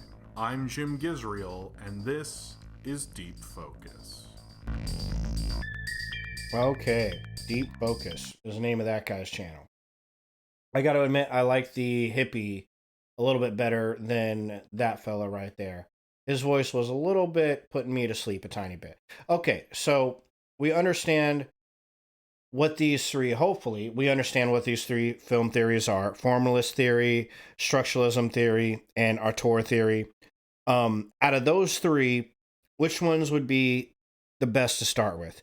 Well, to be honest, I actually feel like formalist theory and auteur theory would be the best theories to actually start with as far as like understanding film theory, right? We could probably throw some structuralism film theory in there as we go along, but understanding the basic concepts of fundamental or formalist film theory and auteur theory provide us with what it seems like to me a very good structure for understanding all of the rest of the theories. Because, okay, I'm going to go back into my rant screen. Okay, so when it comes to a lot of these very later theories, there's so many of these different theories. You have that psychoanalytical theory, Marxist theory, feminist theory, queer theory, this theory, that theory, the other thing, and some other thing. You have all these different theories. It is important in all of these theories, you'll notice a trend throughout these different theories that what they're doing is they're taking the film and they're analyzing the specific elements of a film through the lens of this particular theory, right? I mean, that's kind of, at this point, pretty explanatory. We went over that. What helps us to best understand and be able to pick out the specific elements of a film would be formalist theory, auteur theory, and then again, also, structuralism theory would also help with that. Those theories, because they gravitate so much around the small individual aspects of a film, like the shots, the scene, the setting, the costumes, the dialogue, the this, the that, and the other thing, they all kind of train your eye to pick out small little aspects of the film. And in the sense of formalism, you're picking out the aspects to understand how they're creating this extraordinary illusion. In structuralism, you're analyzing these smaller aspects to understand how does it relate to the larger movie itself. And then in auteur theory, you're picking out these smaller aspects to try to understand what the director's vision with the film was. But all of these things train you very well in understanding how to pick out small little aspects of the film itself, which is a skill set that you're going to need if you're going to look at a film through any other lens, any other theory-based lens, right? If you, for example, somebody watching this might feel like queer theory or feminist theory is the best kind of film theory for you to dive into, you're still going to have to know how to pick out the small aspects of the film, the shots, the lighting, the set design. You're going to need to be able to recognize what those things are in any given part of the movie, and then be able to pick them out and then analyze them through that theoretical framework, okay? Before you can learn how to analyze anything through that theoretical framework, there's that important first step, picking out the small things. I can understand why, after looking into it, auteur theory, formalist theory, and structuralism theory are the three main theories that consistently came up as the easiest or best theories to start with understanding film theory, because they focus much more on just the small aspects and how the small aspects relate to the larger vision, whether that's the crazy world that the film is building, the fantastical elements of the film, in the case of formalism, or just the film itself in the case of structuralism, or the director's vision. Being able to pick out those small aspects and then relate them to the larger film itself, is the first skill set to build on before you jump into saying, okay, now how do the smaller aspects relate to the larger film, relate to this specific theory, like feminism, queer theory, Marxism, what have you, right? So, there's also the caveat of, just like those other film theories, there's two there. What was it? Historical film theory and national cinema theory. In order to analyze a movie through national cinema theory, you got to know about the nation. Like I said earlier, like, you can't analyze a movie that was based in and or shot in, is about cultural, in a movie that's shot in, say, Japan, without understanding Japan culture and how this movie relates to that, right? If you don't have any frame of reference for Japanese culture or Japan in this particular context that it's showing you, whatever form of Japanese society is in the film, then you're not going to be able to do any kind of accurate analysis as far in terms of national cinema theory. Same with historical theory. You know, if you don't understand the particular historical time that this movie is set in, then it's going to be very difficult for you to analyze the movie through that historical context, right? The same holds true with feminist film theory, Marxist film theory, queer film theory, and even psychoanalytical film theory and cognitive film theory, because you need to be able to understand psychoanalytics. You need to know what Marxist theory is in general. What are the theories of Karl Marx? You need to understand feminist theory, and you need to be able to understand queer theory before you understand any of the rest of this stuff. You know, queer theory isn't just looking at a movie and saying, okay, well, these characters are straight, so there's nothing queer about this movie. Like, well, no, that's not at all what queer theory is trying to do. Queer theory is taking very specific aspects of gender studies and queer critical theory and saying, how does this movie relate, or what are these small aspects of this movie, what are they saying in regards to this particular theory, right? Analyzing the film through this particular lens, right? If you don't know, just because a movie doesn't have you look at a movie and say, oh, well, there's not enough women in it, or this woman only has a few lines of dialogue or whatever, therefore it's a sexist movie. Well, that's not what feminist film theory is attempting to do. Although you can probably, I'll be honest, I've seen them. You can find a lot of videos of like feminist film theorists on YouTube doing just that. And I would question whether or not they're actual film theorists and not just feminists who are saying, yeah, fuck this movie because it doesn't have enough women in it or whatever. Actual feminist theory in terms of film theory is you need to understand things like the male gaze. You need to understand gender theories. You need to understand specific aspects of feminist theories in order to look at the movie through that particular lens, right? So you have to have all these extra things in all these different theories. You have to have this extra knowledge in order to get there, which might make that particular film theory perfect for you. If you're the kind of person who does heavily read on Karl Marx, or does heavily read on feminism, or does heavily read into critical queer theory or anything like that. If you have a background in those particular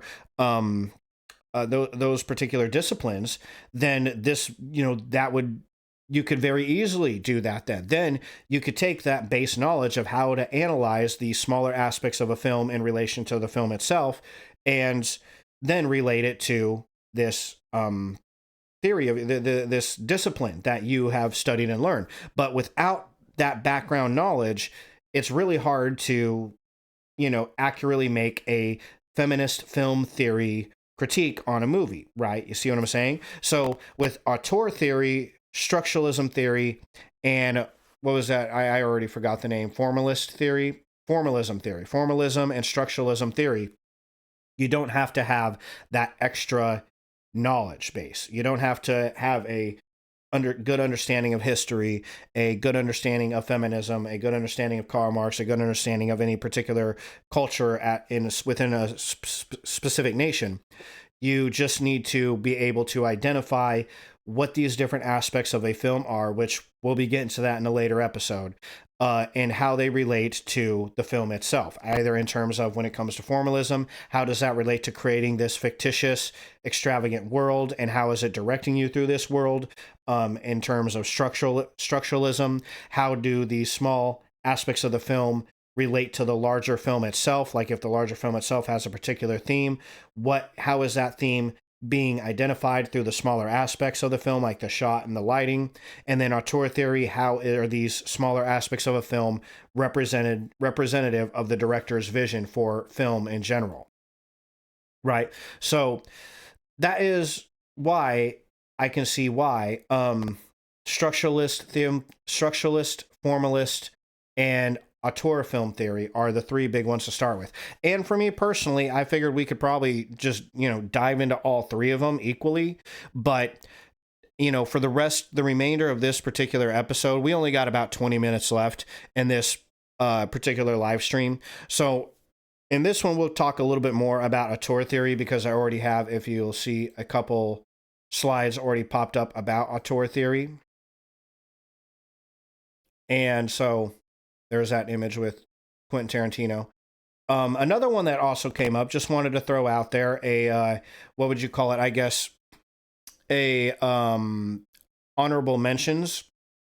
One that was consistently in the top film theories for you to understand was apparatus theory. We'll go back to that again. Apparatus theory states that film is unavoidably ideological in nature. Simple mechanics of representation, what is shot and what is cut, intertwine with the filmmaker's individual point of view.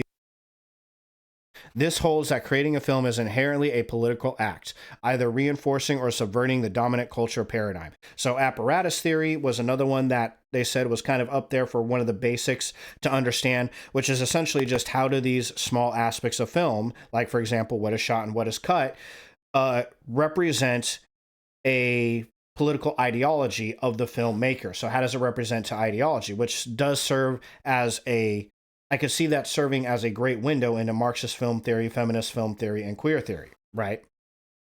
So anyways, before we jump a little bit into auteur theory, because that was the next thing I wanted to jump into, I did want to go through some of the notable film theorists. We had this list here. Let's see, what else do we have video-wise? None. Okay, so let's dive into some notable film theorists, because my vision for this Film Buff Fridays for the next foreseeable couple of months was to basically go to town on film theory before we really dive into a lot of structuralist film theory, formalist film theory, and auteur theory, and start watching videos from auteur theory, all these various theorists. Excuse me. Dive into what are the smaller elements of a film, right? I keep mentioning that, like I keep saying you need to know what these small elements of film are. Well, to give you an idea, this is like a sneak peek into next week's episode. Next week, we'll be going over on Friday the 8 elements of film theory. So there is 8 aspects of a film that film theorists look at specifically when analyzing a film through whatever their particular lens is. And that is what the type of film is, the shots of the film, the angles, lighting, color, out my face, sound, editing, and mise en scene. Or mise en scene. I'm going to have to figure out how to say that word. Because when you get into film theory, there's a lot of French words you're going to have to learn how to say. Mise en scene or mise en scene. Basically how the scene is set up, that's the staging, right? So those are the 8 elements, those smaller elements I keep referencing. How do these small elements relate to the larger film? These are the small elements. Oh, you can't see the screen. I'm sorry, I forgot I'm on my ranting screen still. Okay. All right, sorry about that. Here are the 8 elements that film theorists typically look at when they're studying a film. The type of film, the shots, the angles, the lighting, the color, the sound, the editing, and the mise en scene. Those are going to be your 8 specific elements, those small elements, and how they, that we're going to look at, when I was mentioning like in formalist theory, how do these 8 elements create this fantastical world? Well, those are those small elements right there. There's 8 of them. We'll be going over each 8, one of those more in depth over the next few weeks. And then also adding in little bits about auteur theory, formalism, and structuralism. I'll also be probably purchasing some books in formalism, structuralism, and auteur theory, and doing a little bit of reading in my personal spare time so that I can come back, relay some of that information on stream, and help us both get better at understanding these specific theories so that once we're finished with these first couple of months of Film Buff Fridays, we'll be able to very accurately, we will know very specifically, we will understand what these 8 elements of a film are, how to pick them out in any particular scene in a movie, and then how to analyze them through formalist, structuralism, and auteur theory. And then we'll start actually watching movies and analyzing those movies based off of those theories. But in the meantime, another thing I'm going to be doing is doing some research for notable film theorists in those 3 theories. And then at a much, much later date, it would be really fun to start watching movies through the lens of all these various other film theories, Marxist film theory, feminist film theory, queer theory, psychoanalytic film theory, neo-formalist theory. It'll be fun to at least do at least one episode on each theory, right? What some of the main people are in those theories, what they have to say about it, and then maybe watch a film and analyze it through the lens of that theory the best we can. That would be much funner to do, though, if I actually have a chat with people in it that are giving me some feedback and adding their 2 cents in, right? I think that would be much funner to do. So for right now, we're just doing the research. I'm doing the research in it, and I'm going to be relaying the research that I find to you, whoever chooses to watch. I'm going to, at some point, start with specific film theorists in these various theories. For now, let's go ahead and go over some notable film theorists in general. Okay, you can find film theorists among the ranks of filmmakers, critics, and philosophers. This is a small selection of notable theorists, and this is by no means comprehensive. Germaine Dulac was an early French filmmaker and film theorist. She began making films in the 1910s with an interest in differentiating film as a distinct art separate from painting or literature. Dulac started out as an impressionist, and her film La Coquelle et la Clergyman has been regarded as the first surrealist film. She later became interested in the non-narrative movement known as cinema pur. Dziga Vertov was a Soviet theorist and an early documentarian. He believed that the camera acted as a second eye, and through editing actual footage of real life could unlock deeply hidden truths about society. He often made his films in public places with secret hidden cameras. His film Man with the Movie Camera is a classic of documentary filmmaking. Sight and Sound ranked Man with a Movie Camera as the 8th best film ever made. His ideas have been influential with cinema verite movement. So if you had to guess what film theory these two hopped into, I would say Germaine Dulac probably was a formalist theory, right? Would probably fit heavily into that, especially since she started out in surrealist film. Remember, avant-garde films were very closely related to formalist films. I could see her, I don't know if she is, but I could see her being in that. And Vertov here, you can definitely see him being on the realist side, right? He's definitely more in for the realism theory. Lev Kuleshov was another Soviet filmmaker. I'm almost as bad at Russian names as I am at French names. Was another Soviet filmmaker and theorist. He was particularly interested in the power of montage to create meaning and emotional impact. His theories of editing are still taught today as the Kushlov effect. His work also led to the theory of creative geography. Sergei Eisenstein was a Soviet filmmaker and theorist heavily concerned with montage, like Kuleshov. Eisenstein believed that editing was the essential aspect that set film apart. He deeply examined the power of placing juxtaposing shots together to create an idea or feeling in his audience that was greater than either image could have done. His 1925 film Battleship Potemkin received acclaim worldwide and is still used in film schools to show the power of montage. So I could see him being a part of the structuralism movement, right? Identifying symbols and how they affect the movie. André Bazin was a French film critic and theorist whose work in the 1940s challenged the prevailing attitudes of the 20s and 30s. Bazin argued that what made cinema its own art form was its ability to capture reality. He felt that what made film unique was the ability to show objective reality using long takes, deep focus, and mise en scene.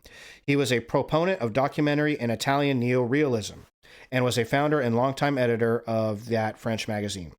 Francois Truffaut was a French critic, theorist, and filmmaker. I'm probably butchering these people's names, by the way. I'm sorry to these folks. You know, if we can get like a fucking Bob in here or a Bob Smith, then I would nail that. But he was a filmmaker known for proposing the basis of auteur theory. He was a particularly harsh critic. His debut film, The 400 Blows, won him the Best Director award at the Cannes Film Festival. Truffaut dedicated the film to his friend and mentor, André Bazin. Truffaut is known as one of the founders of the French New Wave movement. Okay, so a proponent of auteur theory. I'll be doing in my spare time a little bit of reading on him. Laura Mulvey is a contemporary British film theorist and filmmaker. Her work focuses on the intersection of film theory, psychoanalysis, and feminism. So probably like a feminist film theorist, right? Mulvey brought the concept of the male gaze to the forefront of feminist theory in her 1973 essay, Visual Pleasure in Narrative Cinema. She called for a new female avant-garde film movement to counter the patriarchy of classic Hollywood cinema. She then went on to co-write and co-direct several films, including the experimental Riddles of the Sphinx. Bracha Ettinger is an Israeli-born contemporary French film theorist. Her work has revolutionized the state of feminist film theory by introducing the concept of the matriarchal gaze, which finds women as the subject instead of the object, but also deconstructs the structure of the subject itself. Okay, so there's some famous film theorists. There's probably a couple there that we're going to pick out. This Francois fella here, we'll probably be reading a little bit into him. Andre Bazin, and probably this young lady, Germaine, up here. Might be learning a little bit more about them. We got about 12 minutes left in the stream. Before we dive into a little bit of auteur theory, I did want to point out, well, let's go ahead and jump into this. Before we dive into auteur theory, we might have to save the auteur theory, these particular slides, for a later date. I also wanted to share with you guys some of the YouTube resources that I'm going to be using throughout this stream, throughout Film Buff Fridays. And I also wanted to share them with you because they seemed like really good resources for learning more about film. This is where we're going to be watching a lot of videos from these YouTubers, is basically what I'm saying. The first one is Media Insider. The Media Insider, decent sized channel, 127,000 subscribers, right? Has tons and tons of videos, though, on all different kinds of film theory stuff, right? And if we go to his channel, read a little bit about him. Here we go. Helping you analyze and enjoy films and media. If you are a film media student, teacher, or enthusiast, here is where you will find videos that go into detailed analysis of how films are made and how to make films yourself. So a lot of information that we'll get from this guy. Tons of different, you can see right here, all the different studies he does just on the movie Parasite. All kinds of different film theories we'll be diving into. What is genre theory? Yada, yada, yada. Yeah, here we'll be using a lot of his videos. See, here's Camera Shots Explained. We'll definitely be watching that one. How to read Mise en Scene. We will definitely be jumping into that. Dude has a really fun channel. You should check it out. Again, that's the Media Insider. Another one we'll be using is Studio Binder. Studio Binder is a much bigger channel, almost 2 million subscribers. Have tons and tons of videos. Studio Binder is a production management solution that helps video and photo productions create call sheets, shot lists, shooting schedules, breakdowns, storyboards, mood boards, and more. So what they basically do is, again, same thing. They're going to give us a whole lot of information on film theory, and not so much even film theory, but how to create specific aspects of a film. Those 8 elements of film that are a part of film theory. This guy really going to help us unravel it. He's got a video right here on shots, or that's a whole playlist on shots. Another one on just shots. We got a whole playlist here on genre, a whole playlist here of Mise en Scene, just tons and tons of stuff. I think this guy had a whole playlist on just colors, what different colors represent in film. So we'll definitely be diving into a whole lot of his stuff. He really breaks apart all of those smaller aspects of film theory and will help you understand them. So Studio Binder, Now You See It. Another fairly big channel, almost 1 million subscribers, so they're doing pretty good. Now You See It is a media analysis channel that searches for meaning in unexpected places. So basically, if we go here, we'll just go to his videos. He dives into a lot of, I wouldn't say it is film theory, but it's him creating theories about films, right? So what is the sunken place? The sunken place is from the movie Get Out. Decoding Succession's opening credits, how Napoleon Dynamite broke the algorithm, why all movies are the same. Let's keep going here. Is there an Iraq war genre? How to film a courtroom scene? A lot of dissecting various aspects of film that will, to some degree, tie into what we're talking about here and there, right? We'll definitely be focusing a lot on Studio Binder, Media Insider, but now you see it as another channel we'll be using. And so I love this channel. Crash Course is the name of this channel.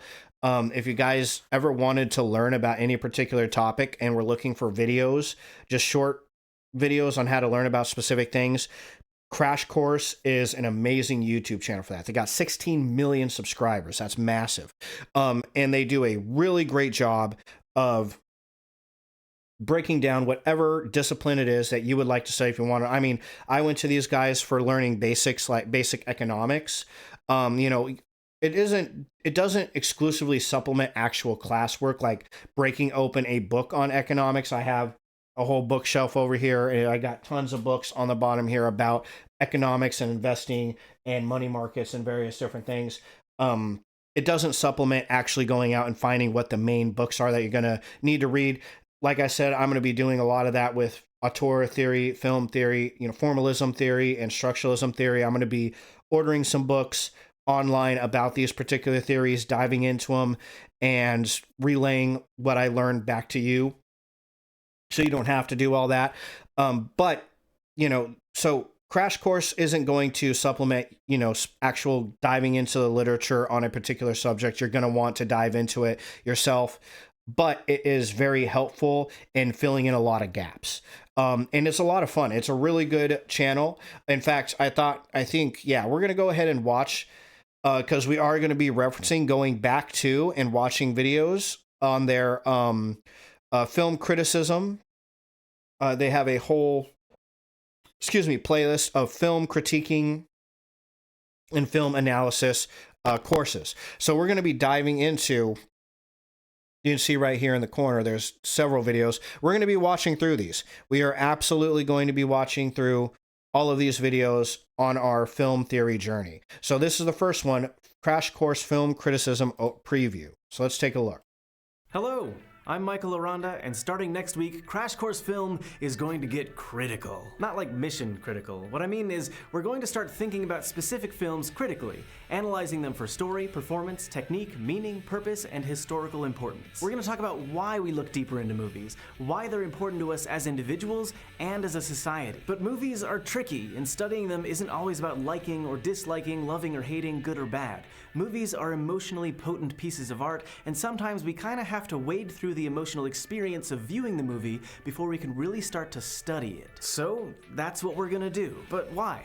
Why do we need to look deeper? Can't we just enjoy what we enjoy and not analyze something to death? Of course you can. Dude, no rules. But understanding how movies are working to manipulate your emotions, or where the filmmakers are coming from to tell you the story they're trying to tell, can help you understand more about, well, lots of things. Things like history, economics, class struggles, race and gender inequalities, or even grief. Think about D.W. Griffith's views on race and how they helped create a deeply awful picture of Black Americans during the Civil War in Birth of a Nation. Or about Lois Weber's confused views on contraception that led to an equally confused yet powerful film, Where Are My Children, that we'll talk about in this series. So there's a lot to take in, but don't worry. It'll be fun and hopefully educational. Since this is our first film criticism series, we want to talk about a wide range of movies, from blockbusters to indie darlings, from action thrillers to deep studies of character and social commentaries. We'll be starting with Orson Welles' classic Citizen Kane to try to answer the questions, what makes for a great movie, and is Citizen Kane the best movie of all time? Spoiler alert, it's not. Or is it? We'll be looking at 80s pop culture phenomenons like James Cameron's Aliens and modern Oscar winners like Moonlight. We'll tackle quiet comedies, thoughtful war dramas, and revenge flicks, all culminating in Stanley Kubrick's cerebral 2001: A Space Odyssey, a film many people feel is incomprehensible. Spoiler alert, it's not. Or is it? There's a complete list of the films we'll be going through in the doobly-doo, so have a look and join us here next week for our first episode of Crash Course Film Criticism, which is produced in collaboration with our wonderful friends at PBS Digital Studios. All right. So we're definitely going to be checking out their channel and following along with their entire film criticism series. That's just the preview. Their next one is Crash Course Film Criticism. I believe Citizen Kane is a movie that they, and how long a video is that? Only a 10-minute video. So their videos are really short, really good for watching on stream and analyzing. So we'll be watching a lot of their videos too. And then Media Insider watching a lot of theirs. And so, yeah, let's see. What else do we have on this agenda? That's about it. That's all for the most part that I had for you. I did have some slides on a tour theory set up, but since, my time for the stream ends in about 2 minutes, and I don't actually think, there's anybody watching this today anyways. Yeah, so just Cutie Pie. Hey, Cutie Pie. She'll let me know how she liked the stream when I go upstairs. But so since there's nobody really watching this today, I feel okay in cutting it 2 minutes short. Because I need to go get some food. I'm starving. And so, yeah, we'll break here, come back next week, dive a little bit more into our tour theory. But I guess let me leave you on this final note. Let me go back to my rant screen. Because this rant screen, hold on. This film will make, or this video of this stream will make it onto YouTube at some point, probably sometime next week. So yeah, let me, leave you with this final point then. Why do all this? Like, why go over all this film theory and, why dive this deep into trying to learn film analysis in order to just have a Film Buff Fridays where we watch movies? Well, because it's fun, man. Because if you're a film buff, if you enjoy watching movies, nowadays there's no shortage of people who are having debates about movies. Movies is not just an awesome form of entertainment, but nowadays somewhat of a contentious subject, right? The Oscars just happened a few weeks ago. I think at this point it was like a month ago, whatever. It happened a while ago. I don't remember because I didn't watch it. A lot of people don't watch the Oscars anymore. I used to stay up every time the Oscars were happening, man. I was up at night. It was even something my dad watched. And my dad is like old school, Wyoming, worked on a ranch his whole life. Don't give a fuck about no fucking, fancy pants filmmaker and all y'all motherfuckers in Hollywood. He never was one of those guys. He still watched the Oscars. He still enjoyed watching the Oscars. And I did too. Growing up, I fucking loved watching the Oscars. And nowadays, it might not be any secret. The Oscars is pew, splat, dying in a fire. The Oscars fucking suck. Like, nobody cares anymore. Like, it's like the ratings have just dropped year after year after year after year. The only year that they went up was when Will Smith slapped Chris Rock. That was the only time the Oscars were exciting.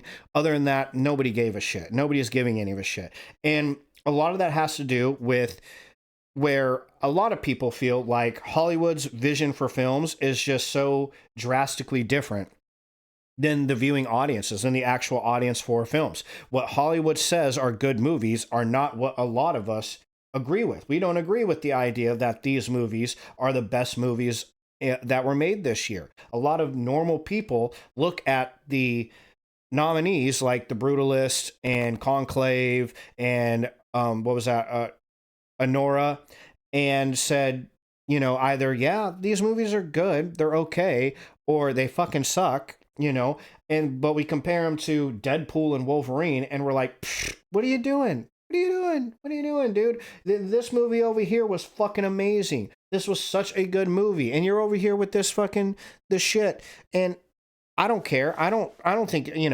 most people just disagree. A lot of people are heavily disagreeing with what Hollywood says good movies are. We're saying like, nah, fuck you. Like, y'all missed the plot. For years now, y'all have been promoting these artsy-fartsy movies with all these different meanings that the rest of us just don't give a shit about, And aside from that, you have a lot of, what's the word I'm looking for?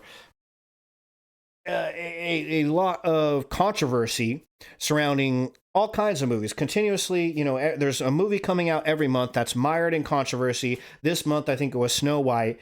Not just because of Hollywood, not just because of actors and actresses, and some, I guess would say, some mild level of elitism that I think a lot of people feel from that group, that community, but also politics. Man, politics has woven its way into movies in a way where there's people who refuse to watch movies made by Disney, for example, claiming, that every movie Disney makes is woke. And we'll at some point, don't want to like do entire episodes designated to whether a movie's woke or not. If you are interested in that kind of a thing, Critical Drinker is a really good channel. I watch the Critical Drinker. I enjoy his film reviews, but he's definitely more centered on like, hey, how woke is this movie? Is there wokeness in this movie? What are the social justice aspects of this movie? And you can go to him for that. I'm not specifically talking about that. I don't really want to dive deep into that. I want to dive more into analyzing those elements of film and analyzing how film is made and whether or not a film accomplishes what it's setting out to do and what is the film setting out to accomplish. Under having a deeper understanding of how film is made is really why we're doing this.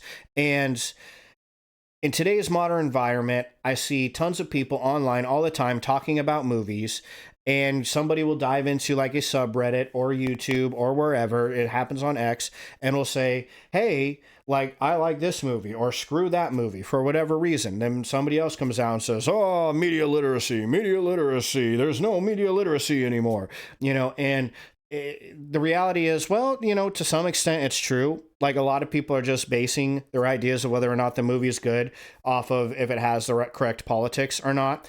That's happening on all sides of the political spectrum. Don't kid yourself and think that it's just one group of people who are doing that. Everybody's doing that bullshit. But there's a lot of other people who have a lot of media literacy that are saying, no, sorry, bro, your movie just plain sucks. And the politics on top of it didn't help it. But either way, I think there's a lot of people out there who are passionate about this, same as I am. They're passionate about movies. They're passionate about what they think a good movie is. And it would benefit all of us, those of us who are passionate about movies, it would benefit all of us to be able to actually have media literacy, to be able to look at a movie and analyze it and know why is this movie saying this? What are the themes of this movie? What made this movie good versus bad? What made this movie better at this particular thing than this movie? What made this movie such a cultural phenomenon and what made this movie not? Being able to actually dissect a movie you watch and understand why you like it and don't like it, or understand what the point of the movie was, can help you to, one, better understand the movie itself and actually decide whether you like it or don't like it. Honora is a good example. Funny enough, I watched that with my girlfriend, and it was a fine movie. It was good. I was entertained. There was a lot of points in that movie where I was laughing. I thought it was funny. I thought all around it was a good, well-made movie, dude. Like, there wasn't anything about it that I would say was a bad movie, but I was blown away that it won the Best Picture award. I was like, what the fuck? This won Best Picture? This is crazy. Like, this isn't a Best Picture winner. This is a good movie, but what the fuck are we talking about here? Like, how is this movie so fucking good? Or how are people claiming this movie is so brilliant? It wasn't until actually like 2 or 3 days ago that I was on Reddit reading about different people's opinions on the movie and ran into a person that had a very poignant opinion on the movie, basically broke it down. This is all the various tropes that the movie subverts. The hooker with the heart of gold trope, the Prince Charming trope, the, big bad Russian gangsters trope, the happily ever after trope, all the various tropes that you see in movies that this particular movie subverted in a very realistic way. That movie would be as close to realism as a formalist movie can get, right? That movie would be closer to classicism or lean closer to realism if we're putting it on that spectrum we looked at earlier, right? And after reading that, I was like, wow, actually, that was a good movie. I just misunderstood what the message was that they were trying to give us. The message that I was getting was like, do we need to feel sorry for this Honora girl? Because it seemed to me like she just wanted to have a lot of money. She thought this was her, her lottery ticket, this rich kid. She's just going to have to bang him for the rest of her life, and she's going to get to be the wife of a millionaire, and her problems are settled. And that didn't end up happening. Well, do I need to feel bad for her because of that? Is that what this movie is trying to do? It's trying to make me feel like, oh my God, poor Honora? Because I don't feel that right now. And if that's what the movie's trying to do, it failed. I didn't feel bad for her, I felt like, well, that sucks. I felt bad for her to an extent, but no more than I felt bad for other characters in the movie, who had to spend the whole movie running around looking for this fucking kid and, you know, having their jobs on the line because of these, you know, little kids and their bullshit crybaby boo-hoo or in a real relationship nonsense. You know, I felt more sorry for the fucking Russian gangsters than I did for her, you know? And then when somebody broke it open for me and said, no, like, you're not supposed to, you know, the movie wasn't meant to make you feel sorry for anybody. You can feel sorry for whoever you want, but the movie wasn't intended to make you feel that way. It was intended to take these tropes that we see in a lot of romance movies, deconstruct them, break them down, give you the complete opposite, and more of an image of what might happen in real life if these things were to actually happen. You meet Prince Charming, a hooker with a heart of gold, the whole tropes. And I was like, oh shit. Well, in that aspect, it succeeded. It did a really good job. Actually, you know what? You know, I think I'm wrong. I think, holy fuck, that was actually a really good fucking movie. Okay.